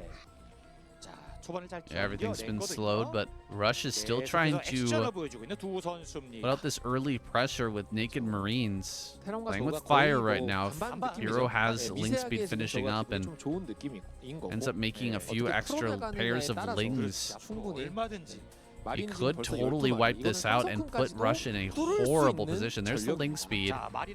Full of medics on their way. He's ready to start this push across the map, but as he scans, he should see the natural. No, he didn't scan the natural. He scanned the main.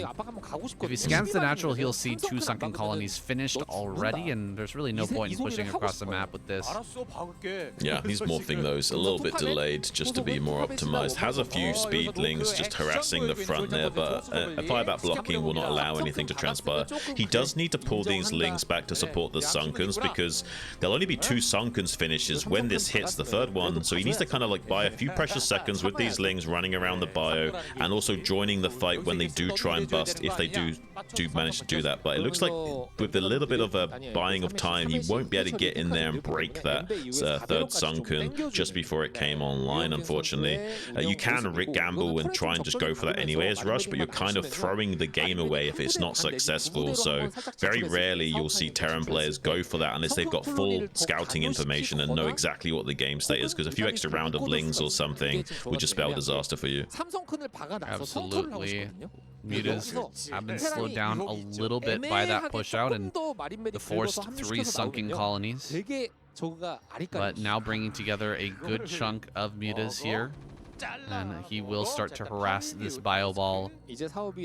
Control so far from Hero looking good, rotating around this and forcing out the first couple of stims, coming in and sniping off submarines whenever possible. But he's coming from such a position of strength. He doesn't need to rush this at all. He just needs to play this out as calmly as possible and get into this third base. He's going to have a great macro position. Yeah, you see that factory coming down about 7 minutes 40. It's about on time. It's a minute delayed than it should usually be, but he did 8 racks, so it makes sense. So the timings are still okay for Rush here. Tries to box these Mutalisks, does manage to snipe one. Pretty good army control from him there, shaving off a little bit of his air superiority away. It will make him not have to worry too much about making more and more turrets and allow him to just pump out as many units as possible and go full steam ahead. Hero's going to be trying to wrap around and dog this Bioforce. Only 3 medics is not as threatening as it could be. 4 medics would be a lot more scary. With 3, you can kind of force stims here and really drain the bank of energy that's available to Rush, that you won't have enough remaining to break through the sunken line as well as deal with the Mutalisks in the air. So this makes Hero feel a lot more comfortable now. I'm looking at this game. I think Hero feels extremely comfortable. He has a great supply of mutas. He's going to have that +1 soon, assuming that he went for a +1 attack. He's got a bunch of lings out here. He could wipe this force out kind of at will until it combines forces with this secondary group. So as that comes up, now that the bioforces are together, I don't think he can actually fight that. It will swing into Rush's favor with those extra forces coming up. So he's actually just going to rotate around this for an opportunity to run by into the natural. But he's getting Hydras down to the bottom right well in time to block any attack from Rush. He's going to have lurkers on high ground ready. He won't even need to actually block the ramp with those eggs at all. Yeah, this is just a little bit of a mind game from Hero to make him worried about a run by into the natural due to no bunker support, because then like Rush has to be a bit more cautious about that, and it buys precious seconds for these lurkers to actually hatch out and get into position to defend these critical locations in the natural and bottom right. So this is a great play from Hero to kind of make it so it's impossible for Rush to really come down here and punish Hero. He's going to have to go into a bit more of a later mid-game phase and wait for vessels to come out before really putting any pressure onto the Zerg player here. I'm not sure he's in a strong enough curve to fight Hero. He has got a pretty large force of bio that's here. He hasn't been able to do a cleanup on R5 like Solky would with these Mutaling. Instead, he's going to wrap around to this rally point again and see if he can threaten the smaller force that's to the north there if it tries to come out and reinforce. So does still have a little bit of play out on the map, but needs to be careful. Rush still has a pretty big army. Rush is not going to be able to easily take a third base and put on a lot of pressure here as he did in some of his past TVZs. He's instead gonna make double dropship and try to gamble.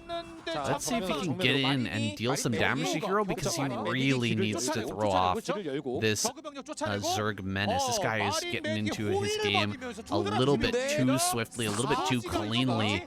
And if he allows him to just sit here and macro up, Rush will become absolutely unstoppable. He's got these 4 Scourge at the 6 o'clock location, but he hasn't identified these dropships. These Marines have done a great job of clearing a safe flight path. He's on trajectory to the bottom right. Nidus is just finishing up as this drop comes in. If Hero doesn't react in time, he might just be dead. Some lurkers coming through the Nidus. He does scan, splits his Marines pretty beautifully. He will be able to kill both of these lurkers and kill so many drones and the Nidus. That might be the game-winning move for Rush. That's absolutely insane that he was able to thread the needle and avoid all those overlords while clearing out a nice little safe flight path for him with that Bioforce. Has those dropships still alive despite the Scourge to come and put more and more pressure onto Hero while he's cleaning this up. He does seem to manage to save this hatchery. Go on. No, he's gonna go into the main as well. Dude, Shun, this is so brutal. As everything gets cleaned up, he sent all of his Scourge down to bottom right. There's nothing here to stop. Rush gets right into the main. The big gamble pays off in a massive way. Oh, this is like putting, everything on, on black and just winning all your money. Like, it's crazy how much damage he's done. I don't know anything about gambling, if you can't tell. Yeah, this is kind of wild. He's just going all in over and over again in no limit holding, hoping for the best, and somehow he's getting better hold cards. So far, so good. Hero's on a little bit full tilt right now. Has got some Marines to protect these dropships. If he can get out with these dropships, that will be huge to be able to keep using them later on. He does not able to snipe down some of these Scourge, though, so eventually he will not only clean up these drops, but will eventually maybe catch these dropships with those Scourge on the escape vector. I mean, Hero's just barely hanging on in this game. He's got another Nidus Canal set up, but these drones dying in the bottom right is almost critical damage. He needs every drop of gas that he can squeeze. No, not the Lurker too. Rush, you're an absolute madman. It looks like watching one of Boxer's games from back in the day, doing so much with so little. And he's going to be maybe sniping this Nidus. No way. He gets the drone and the Nidus again. Are you kidding me, Rush? Are you kidding me? He's just done so much damage. Hero is just about out of this one. Even though he has the hatchery still alive, he's lost so many drones in the main and the third. He's been thrown off massively. This is complete panic mode for Hero. He is trying to deal with so many different fires around the map, and Rush is now in his comfort zone. He is pushing in, getting a bunch of irradiates down. He doesn't need to do anything fancy. Just come down here, toss a couple of irradiates out, and stem up onto this high ground, and he should be able to break the base before any sort of extra Nidus comes out in this bottom right. This is kind of wild, seeing Rush play absolutely out of his mind like this today. It's kind of been a bit of a treat to see. I mean, I knew he'd be playing solid today, but this is kind of ridiculous. Now going to be just running by into the bottom right before additional forces can get down here to defend. GG finally called from Hero. That's going to be an all-kill prize for the Terran squad. Just Shuttle waiting in the wings to try and shut down this absolute legend who's on his warpath to secure 2 points for his team right now. Well, I think that Rush is absolutely unstoppable. What can Shuttle do against such evil? How can this man stand? He's got to be thinking that this is his time to shine. Like, he's been clowned on for long enough. Maybe if he can somehow pull out this game, this is going to be like, he can actually start to be the guy talking shit more for the change. You know what I mean? Like, if he somehow manages to pull out the win, he's going to be the hero of the day. Oh, absolutely. I don't think he'll be able to take out Sock and Light after that, but just this one win would completely vindicate this guy after taking so much shit from the Starcraft community. All of his peers have been clowning on him for such a long time. Even the English casters, man, those guys really ripping into this guy. So he wants to show everybody, prove everybody wrong.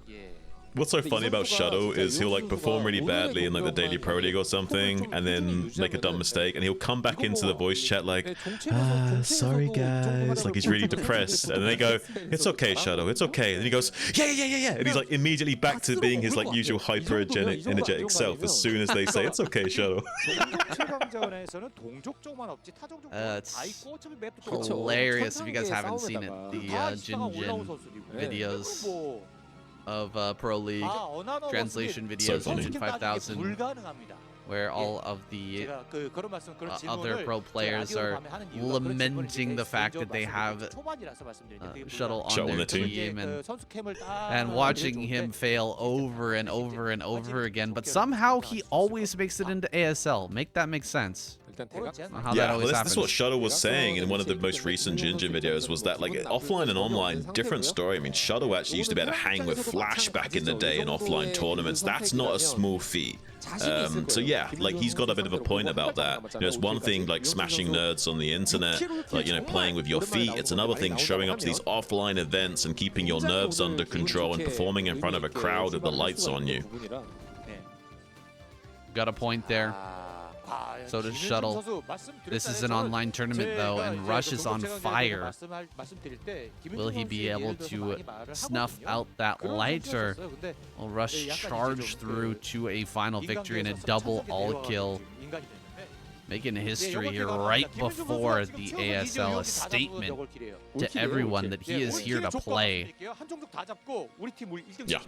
here to stay, here to play, and I'm happy to see the ways in which he wants to navigate both this game and the ASL. Like, there's so many interesting players in the ASL, and they've all been putting in such hard work, and looks like we're going to be attempting a little bit of a block here. He has got the money for this Nexus, so it is a little bit annoying, but losing the SCV, not quite as worth it, but he will eventually lose that anyway because of the Dragoon's faster movement speed. It's actually kind of weird, the movement speed of the Dragoons, say. They don't have like a fixed movement speed. They move from like being like 2 pixels per second of frame motion all the way up to then 4 to 6 to 8. So it's like each leg has got its own speed calculation, and it keeps like depending on what stage of the animation it's in, which is why they keep bugging out and bumping into each other, similar to like Goliaths and stuff. A bit eccentric, the programmers for Starcraft Broodwar. There hasn't really been a game like it. That is a great example of what makes this game so unique and special. It's just the weird. It's like, why would you ever even think to do that? I guess they're trying to simulate the natural walking of the 4-legged units, right? So like Ultralisks and stuff and Goliaths, they all have legs. They're all walker units. So I guess they're trying to simulate this lumbering mass trying to make its way downtown, but it does kind of make them a little bit janky to handle, especially when they're all bumping into each other. It adds another element of craziness and uncertainty in this game, but at the highest of levels, you can also abuse that knowledge and get your units to actually do what you want them to do with that understanding. Yeah, you can really start to separate yourself from just a regular player by your intimate knowledge and understanding of how the units move and function, and pretty much everybody at the highest level here in 2025 has such a depth of experience and knowledge that you're going to see some amazing things get done with their units almost every single game. And now Rush is going to move forward with a push.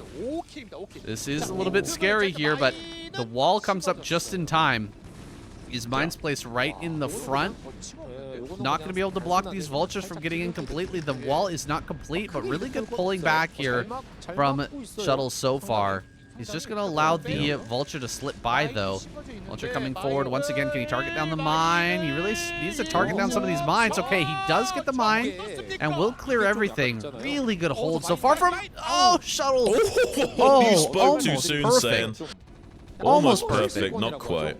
Yeah, really good from Shuttle thus far, besides that one mine. And also no shift hold on this mine laying from Rush, so he's not really shaving off the shields of these Dragoons as he's laying down the mines. So not the best micro from Rush either. This is the first game that Rush looks a little bit shaky, though. The supplies are currently even, so it's not like he's out of the game or anything. But Shuttle has a third base coming online fairly quickly here, so if he doesn't do enough damage to Shuttle, there's a possibility for him to explode in power. Does manage to kill this probe at the natural third. Maybe if he can somehow be annoying to Shuttle in a few more moments. Oh, he does kill the mine, though. Shuttle playing pretty good in this early game relative to Rush.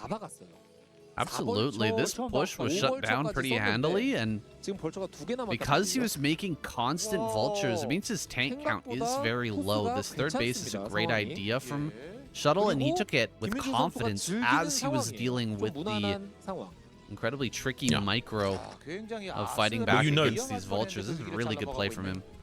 But you know, when Terrans are aggressive, they're making almost exclusively vultures in these early game scenarios. You make vultures when you want to be aggressive and tanks defensively, obviously. There are some rare exceptions to that when you want to like set up for like a 3 or 5 or 8 tank push or something. But in this case, where you're just harassing the Protoss and trying to do a little bit of an early game timing, you're making pretty much non-stop vultures behind that. Maybe one tank for safety. So Shuttle knows there's not really any timings he has to worry about now. He should be able to just churn along at a more regular standard ladder game rate and just macro up from this position and not have to worry about anything too crazy coming from Rush, at least for a couple of minutes. Main concern is just to keep these probes alive during the transfer. If he does that properly, ooh, I don't know if he will be able to. Oh God, Chun. Okay, it's not too bad. Okay, yeah, gonna be able to. I mean, he does get in here forward. though. Yeah, and this is the problem is that now the Dragoons have to come deep in here. He's at the very least delaying the mining time, and now he can rotate around, try and kill 2 or 3 other probes. The next doesn't actually get that many probes, so I would still say this is pretty shuttle favored.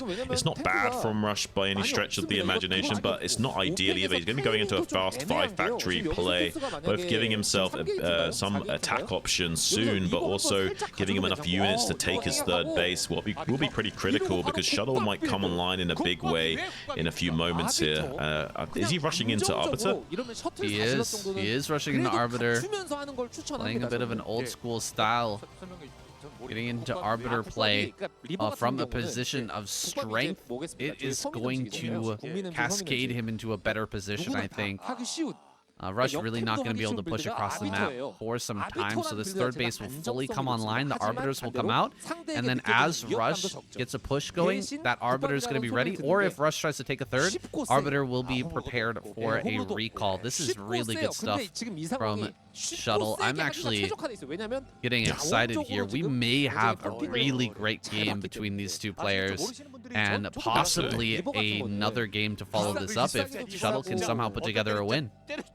Yeah, let's all root for Shuttle here, guys, because that means we get to play more games and cast more games. So let's do that. Oh, but the Vultures get into the main. This is crazy. The Vultures getting into the main like this is wild. If there's no units coming out of the gateways at this present time, it's going to be so long before the rotation comes in. They're going to kill at least 4 or so probes. You can sometimes drill the probes onto the Vultures to deny this, because of the Sim City, a Shuttle is actually pretty good. But it is annoying losing that much mining time and dealing with that. Does manage to scan and shut down that Observer. Denying the vision in the main base is also pretty critical, so they can't see exactly how many factories are being made when, although he's got a pretty good read on the situation thus far. The starport's coming down at about almost 9 minutes 30, so not really going to be having such a fast 2-1 timing, mainly relying on like a 1-1 timing to push out with as many units as possible to both secure this 3rd and put a little bit of pressure onto the Protoss. Taking the 3rd behind this push, Rush is securing his future as he goes across this map. How are we doing with Zealot speed? It's not done yet.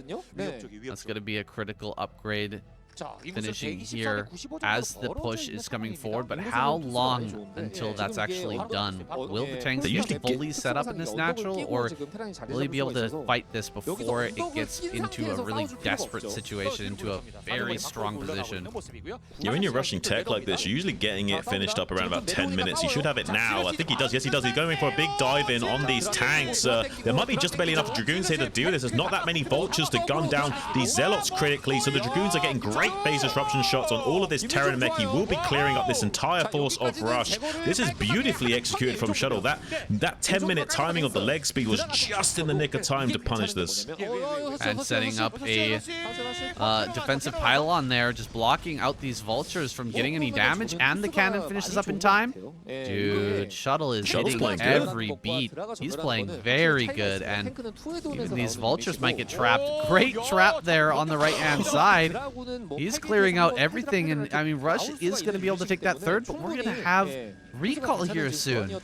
That's got to be a... Oh, gosh. Gets trapped there. There's a bit of normal Shuttle shenanigans, yeah. It is what it is, guys. You know, it happens to the best of them. And so we're going to have that Arbiter coming out pretty soon. But will he go for the recall right off the bat? He's definitely going to be able to take this 4th, no problem. He just reset the entire tank count. This is an eventuality. He will get this. Yeah, this is kind of crazy. I mean, it's not necessarily a greedy 4th. Like, you want to take your 4th around 11 minutes on curve. 11:30, 12 is about as late as you want to take it in a standard game. So you feel pretty comfortable taking this after clearing that.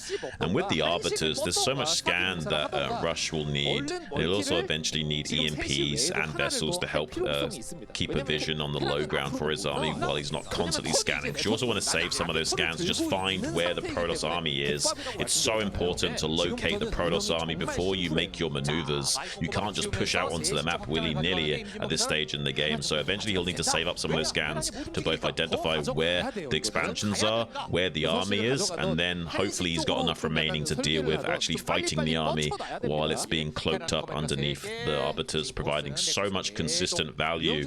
It's not quite as high value as you can squeeze out of High Templars, but the expected value of those arbiter units is much more in the middle range of things, so it's easier to squeeze the juice out of the orange with those units.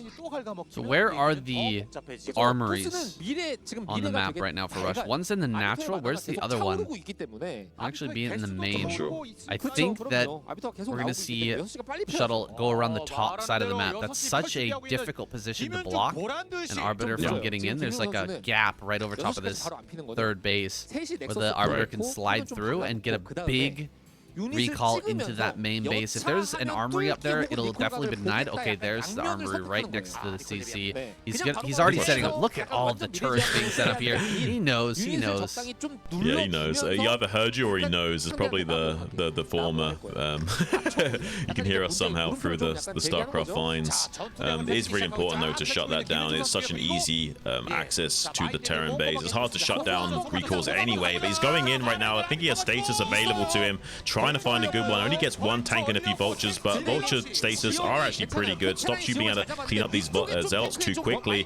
There's not a huge count of dragoons, but there still might be just barely enough to chew through these tank lines. There's more zealots flooding in as well for Zealot. This might actually be a game-ending move at this rate. This is kind of crazy. He's clearing this many tanks with this force of just one single stasis being leveraged to enable him to do so. He does eventually have to pull out, but he has reduced so many of these tanks. Really has reduced a lot of the tanks. Probably one of the worst stasis I've seen, but that was absolutely terrible. I mean, one tank, a couple of vultures, it's better than nothing. Hitting something a little further back, though, would have allowed him to get the zealots into the front line a little bit easier. He kind of blocked himself with that, and, you know, might have been much better served with a recall. However, he did clear a lot of these tanks. I couldn't see him taking a bad fight there. He took a pretty rough fight, though, and now Rush is actually even on supply nearly. This is looking a little bit better for Rush. Maybe he can still win this game, even after, you know, losing that initial army. And now taking a fourth base, can he really stretch out on 140 supply and take this, or will Shuttle be able to come in and just cancel it? I mean, he's got 7 factories. He can just barely do this. This is the more optimal way of taking your 4th base as Terran. You go up to 7 factories on 3, and then you get your 4th, and then you go up to 9. He's shutting down the probe transfers, kind of massive for Rush in this game. Like I don't know, like how Rush is doing it, but he's actually kind of stabilizing the game state a lot. Like Shuttle is nowhere near as ahead as he should be in this game.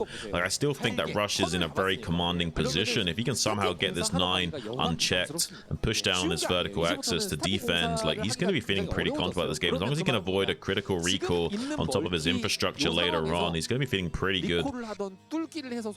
I can almost hear the Jin Jin video, all of the pro players crying about having Shuttle on their team, and you know, their disappointed sighs as he throws another game, yet another series in the pro league. It might be a similar situation here. He was looking so good. He had such a position, but oh my gosh.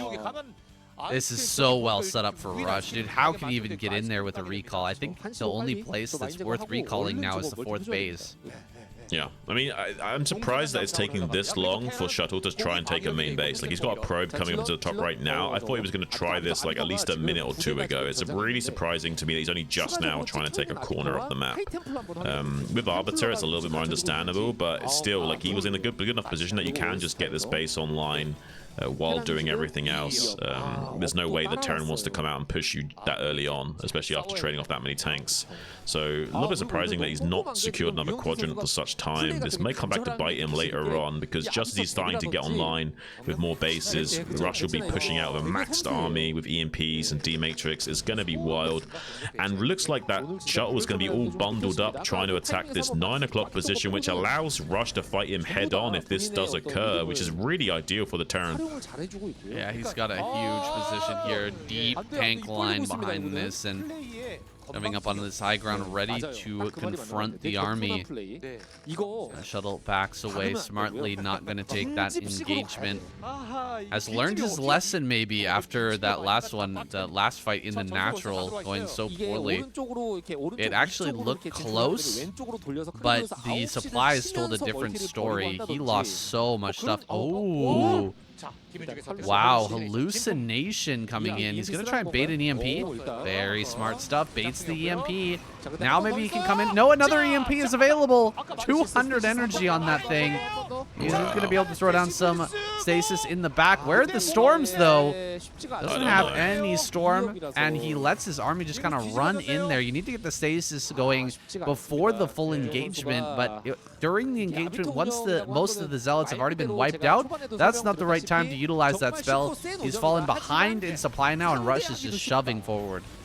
This is kind of wild. The teammates of Shuttle probably pursing their lips. Finally, we see some of those Psionic Storms blanketing those Terran units, but it's too little too late. Still even on supply. Rush is surging forward through this center of the board. We'll be able to start launching assaults onto some of these bases soon, which is what Shuttle's really worried about. If he can't seize control over this center away from Rush, there's going to be nothing stopping Rush from launching so many assaults either to the top right or to the 6 o'clock, or just pressure the rally point of Shuttle. All of those are great options. He has so many tanks. That's at least 22 tanks that he has available to him. Not that many vultures to screen, but that status is pretty good. It might slow down Rush's advance a little bit here, but there's no way that Shuttle can engage this army head on. He's got a lot of zealots, but it doesn't really matter. That siege tank line is just too crazy.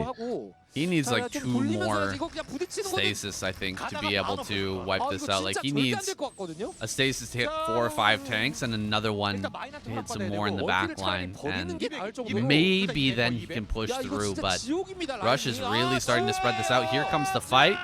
He is going to get maybe another stasis here in the back line with some of these tanks, and he get a really good one here. 3 tanks on that side. Zealots are shoving forward. He's actually getting on top of a lot of this. This unstasis, all these extra units there on the top side, defrost, and Rush is still in such a great position. He is going to push down onto this base, and of course, Shuttle will not be able to break that spot. Oh my gosh, Rush has just crushed this. Rush is just so strong today. Like, no one has been able to deal with him. No one, even after getting into good game states. Jaedong almost completely demolished him, but still somehow managed to come back in that game. And now he's putting the final nails in the coffin of Protoss. They will be able to scoop up a singular point here as a bit of a consolation prize, but Terran is going to be getting that big 2-point lead and disrupting the pattern on the scoreboard. We see some desperation moves here from Shuttle, clearing out the mines in the wake of this army that's laying siege to him. He still technically has these other bases online in the top right, has some gateway production up there, which he should have had a long time ago, but it's not going to be enough to overcome this mountain that Rush has got set up right now. He's going to be containing the bottom right while starting to knock out some of these other bases. Yeah, Rush can't get complacent here, but I don't think there's any chance he will. He knows how close he is to a double alt kill, and he is going to push through for the victory. There it is! GG! Shuttle taps out. Double alt kill. Absolutely insane. He will only get a single prize, 600,000 won, but the double alt kill making a huge statement going into this upcoming ASL. Our beautiful graph has been messed up, Shun. They've thrown a wrench into the symmetrical lines that were being put together here by our pro gamers. Finally, the streak has been broken. Zerg second place, 5 weeks in a row? Finally going in last place. Protoss stealing that position away. Yeah, we currently have an equalized position going into week 6, 5 apiece, but Terran currently on trajectory to escape low Earth orbit, it seems. Like, if they keep going on this rate, they're gonna eventually like start to cross into the territory of the actual Zerg label up there. Kind of wild stuff how strong Terran has been in this last couple of weeks. The only way that one of these two teams can steal away that top spot now with only 2 weeks remaining, they have to win twice in a row. And Terran has to go out third place twice in a row. It seems unlikely, but crazier things have happened. Anything, truly anything can happen in the KCM. We've seen that time and time again. We've learned that lesson, Shun. Not to judge a book by its cover, not to count our chickens before they hatch. We gotta wait and see exactly what's gonna come out before we make those judgments. Yeah, it does seem like everyone's playing like a machine with the ASL just around the corner in a few days now, guys. I mean, I can almost count the seconds it's that close. I'm so stoked to cast that tournament with you, saying it's going to be nuts. Yeah, it's going to be so much fun, guys. That's going to be broadcast live on the Soup streaming platform. You can find the link down in the description. Go on and check that out. I'm casting the SDS, the Soup Duel series on there, best of sevens, every single day, Wednesday through Sunday at 6 p.m. Pacific Standard Time. The ASL is going to be streamed live on the 24th, 25th, and 26th at 7 p.m. KST. So don't miss out on that, guys, especially that first stream. I hope we get a lot of people in there for it. The 24th ASL, 7 p.m. KST. First ever Shun and Saiyan stream. That is going to be hype, dude. I am so excited, and I'm sure that that's history getting made there. If you guys are going to show up to any of our streams, definitely show up to that one. Oh, absolutely, guys. Please tune in and show your support. We do appreciate it so much. Some of you guys have already been showing us great support over on SCTVN channel at Soup. We really do appreciate all of you guys that have been tuning in, throwing some gems our way, and you guys that have been continually supporting us through Patreon. We hope that still continues. We want to keep bringing you all great games from the KCM, the SDS, the ASL, and all a bunch of other stuff that we got coming for you guys. Yeah, the SCSL, we just casted that as well. That's going to be coming out the semifinals and the finals soon. Shun and I are going to be casting those.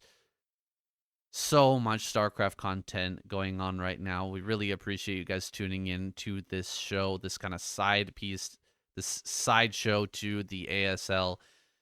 It really means a lot to us. Thank you again. We'll see you in the next one. Thanks, guys.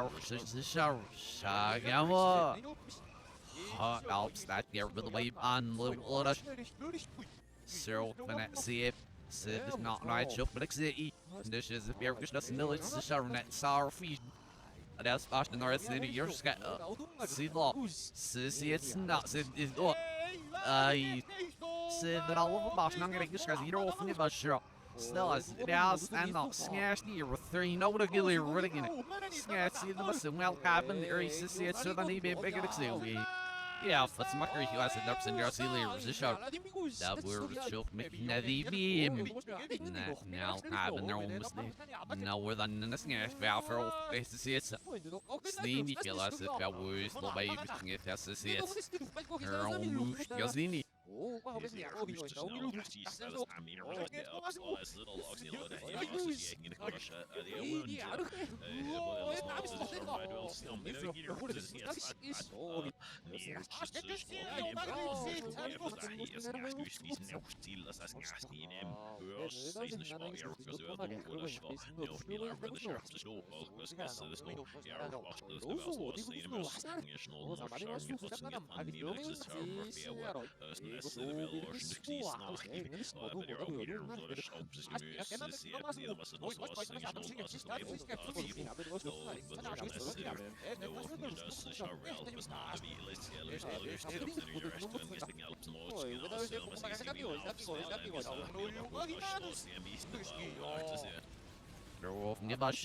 Run out, but yeah, I'm not see. Well, that's how you nasty everything's that.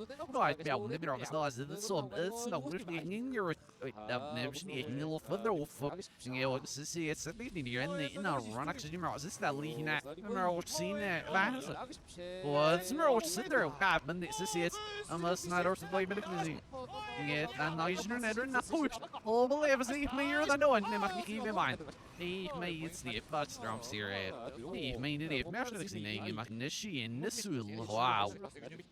Oh, touch number solid here, or snurf it the little south, but see, swell the little shot it. Taylor was no floor shine in the F salad, no salad, there's 5 beam the cells is girls. Never sneaking that getting it on the arm sale was half all the shot. Team right, nerf in the goose, the runner gas and nothing of it. This and now, yeah, beat during this is the tree, yeah, like see how.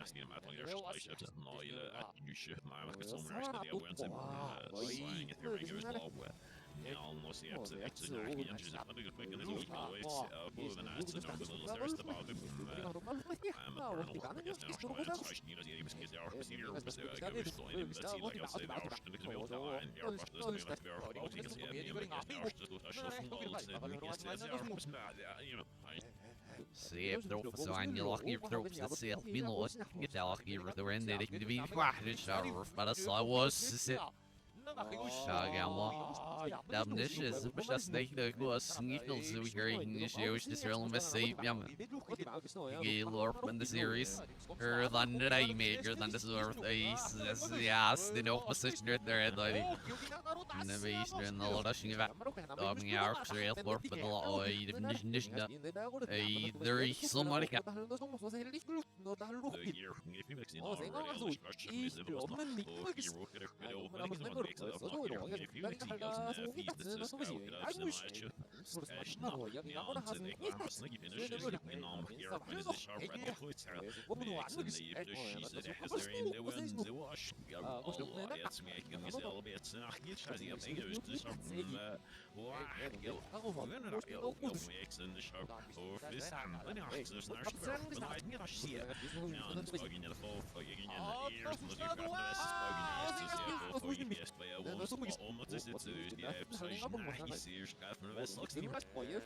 Little snacks.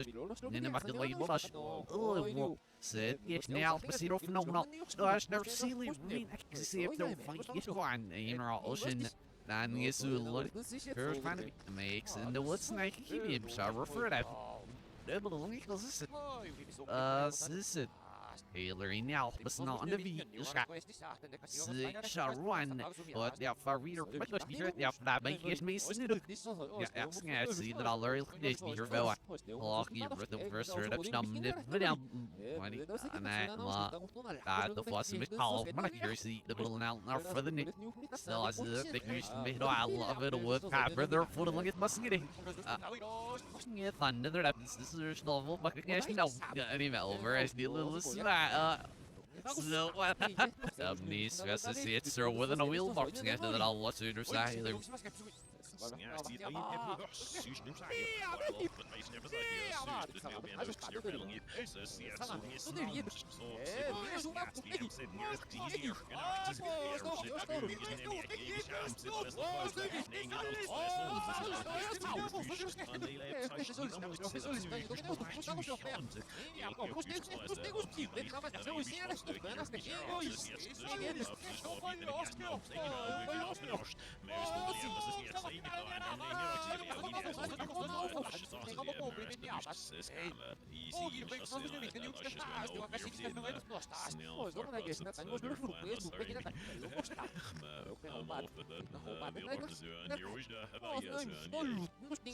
Sonny, Harry parece que först var man kan se Rosie Nixie.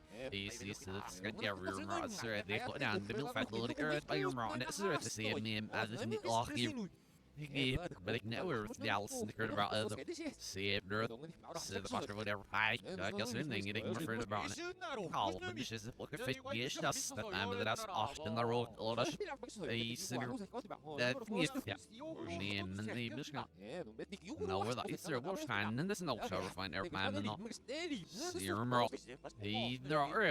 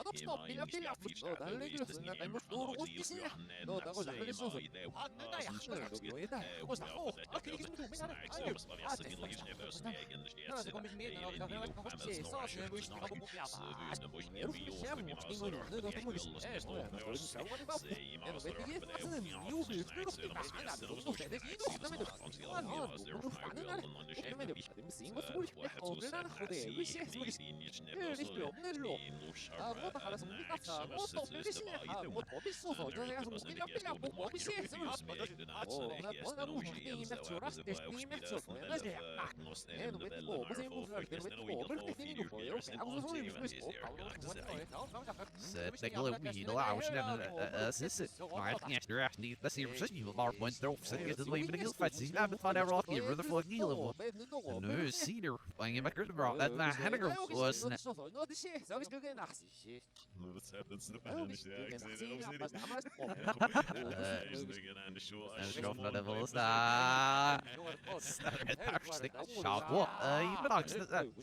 no sir you lucky that gets the way to show me and get the red on your see ja snap jag run the red Irish sticking up to stop zien nej de gear ngelti die weer weg dit is heel dat stuk maar als je vast zit van eigen nacht maar niet meer ik versuur stop ziet lang ik al dus er en al ja we snap het hey bang je dat snap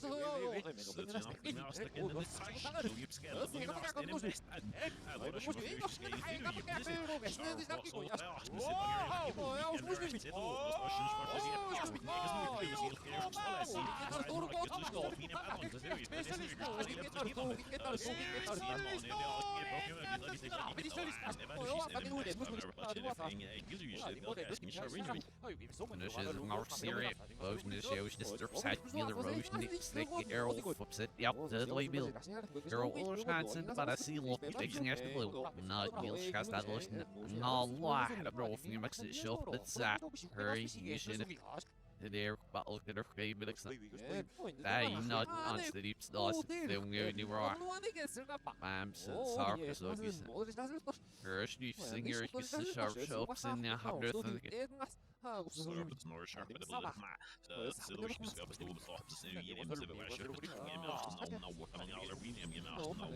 förstås ingen väg i under sista sen ibland sen på att det är max och så jag just den där ringer för det nej BMG precis precis snart så åker det precis jag men den shift den jag det var så en relation access jag måste med de vill lyssna med oss ni om snabbt det ser jag det så jag det dismiss det skulle säga det så så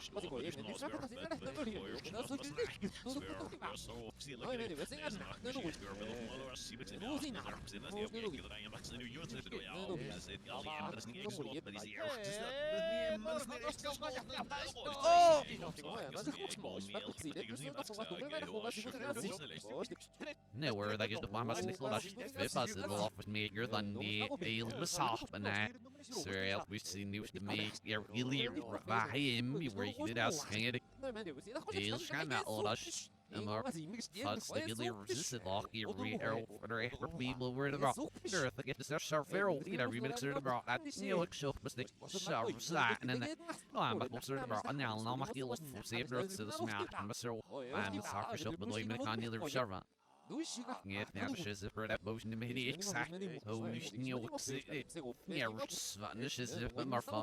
Yeah, for the bar, I need it. Laat ook sloten we de mengel. De brand is er see.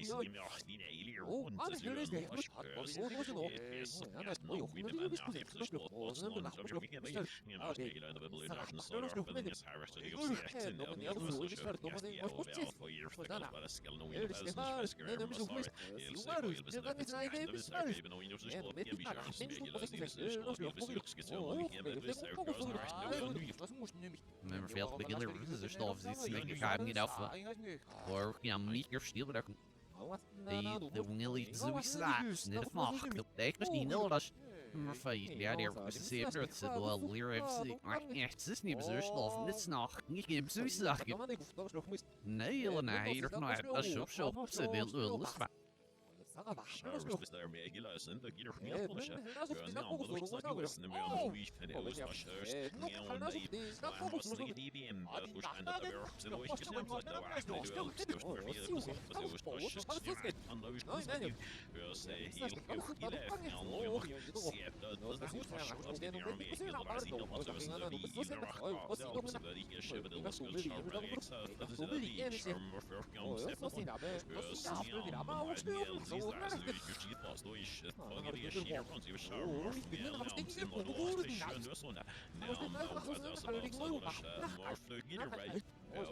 Get some oh, a shot. You're was the Get your very clue. Yeah, but it's like the heck was now. See, was like the grass. This is silly now. I'm like the grass. You can make a snow off in the snow. But yeah, it's just off. We like Graf was slash very guy will look at the rookies on sale with the little looking at the stuff. See, call the boy on. Now, funny, yeah, sales now. Maar niet zo was maar klaar. Dat we hier extreem zitten. Zo, je wordt of we met elkaar aan de mee. Dan is je vet almost de hier. Dan not fixing it. Dan is die mama zie zeker. Dat is dan aan de neer. Je skip het feit. Dus dat. Zeg, ja, je nog niet op neer. Ik wil wel zeggen dat je dat weer vet. Dan dan is nog net hoe. Dan die lachen in het zin. Dan is nu aan. Het is niet. Ja. Rails really get research. Tomorrow Foster get best stress sealer yeah.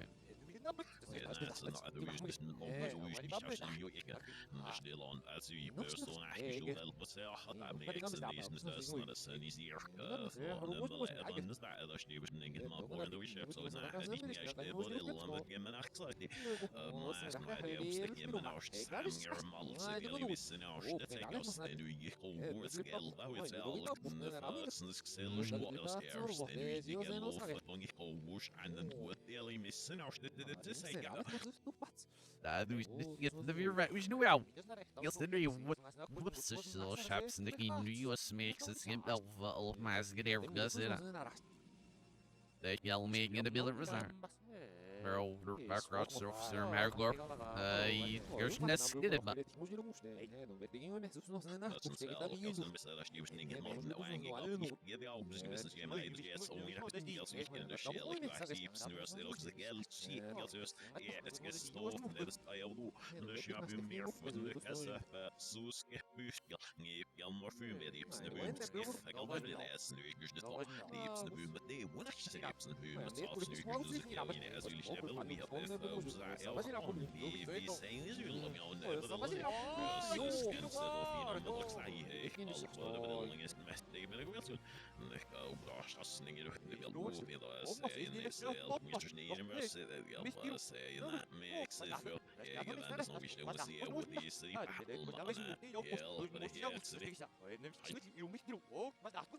hell, what are you see? The no we're at it's so I say they're all from here saying again.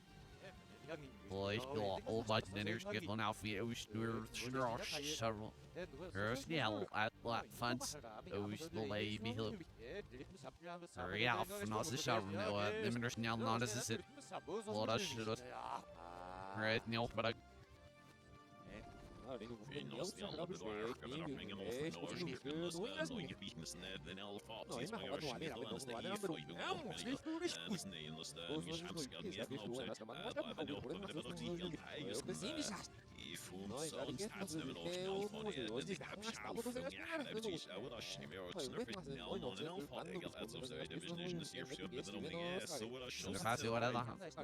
Snasking at Gimbal, I say, and the skips he walk. Ich war hemmas, the nigger, nervo, life, making his down that. And me used to not all that. If I had the coffin is nimble, or else they're help workers, eat what water. The side after the side of the shields next. Healer, Baba. Side, nicht side, then he's in the last second serial.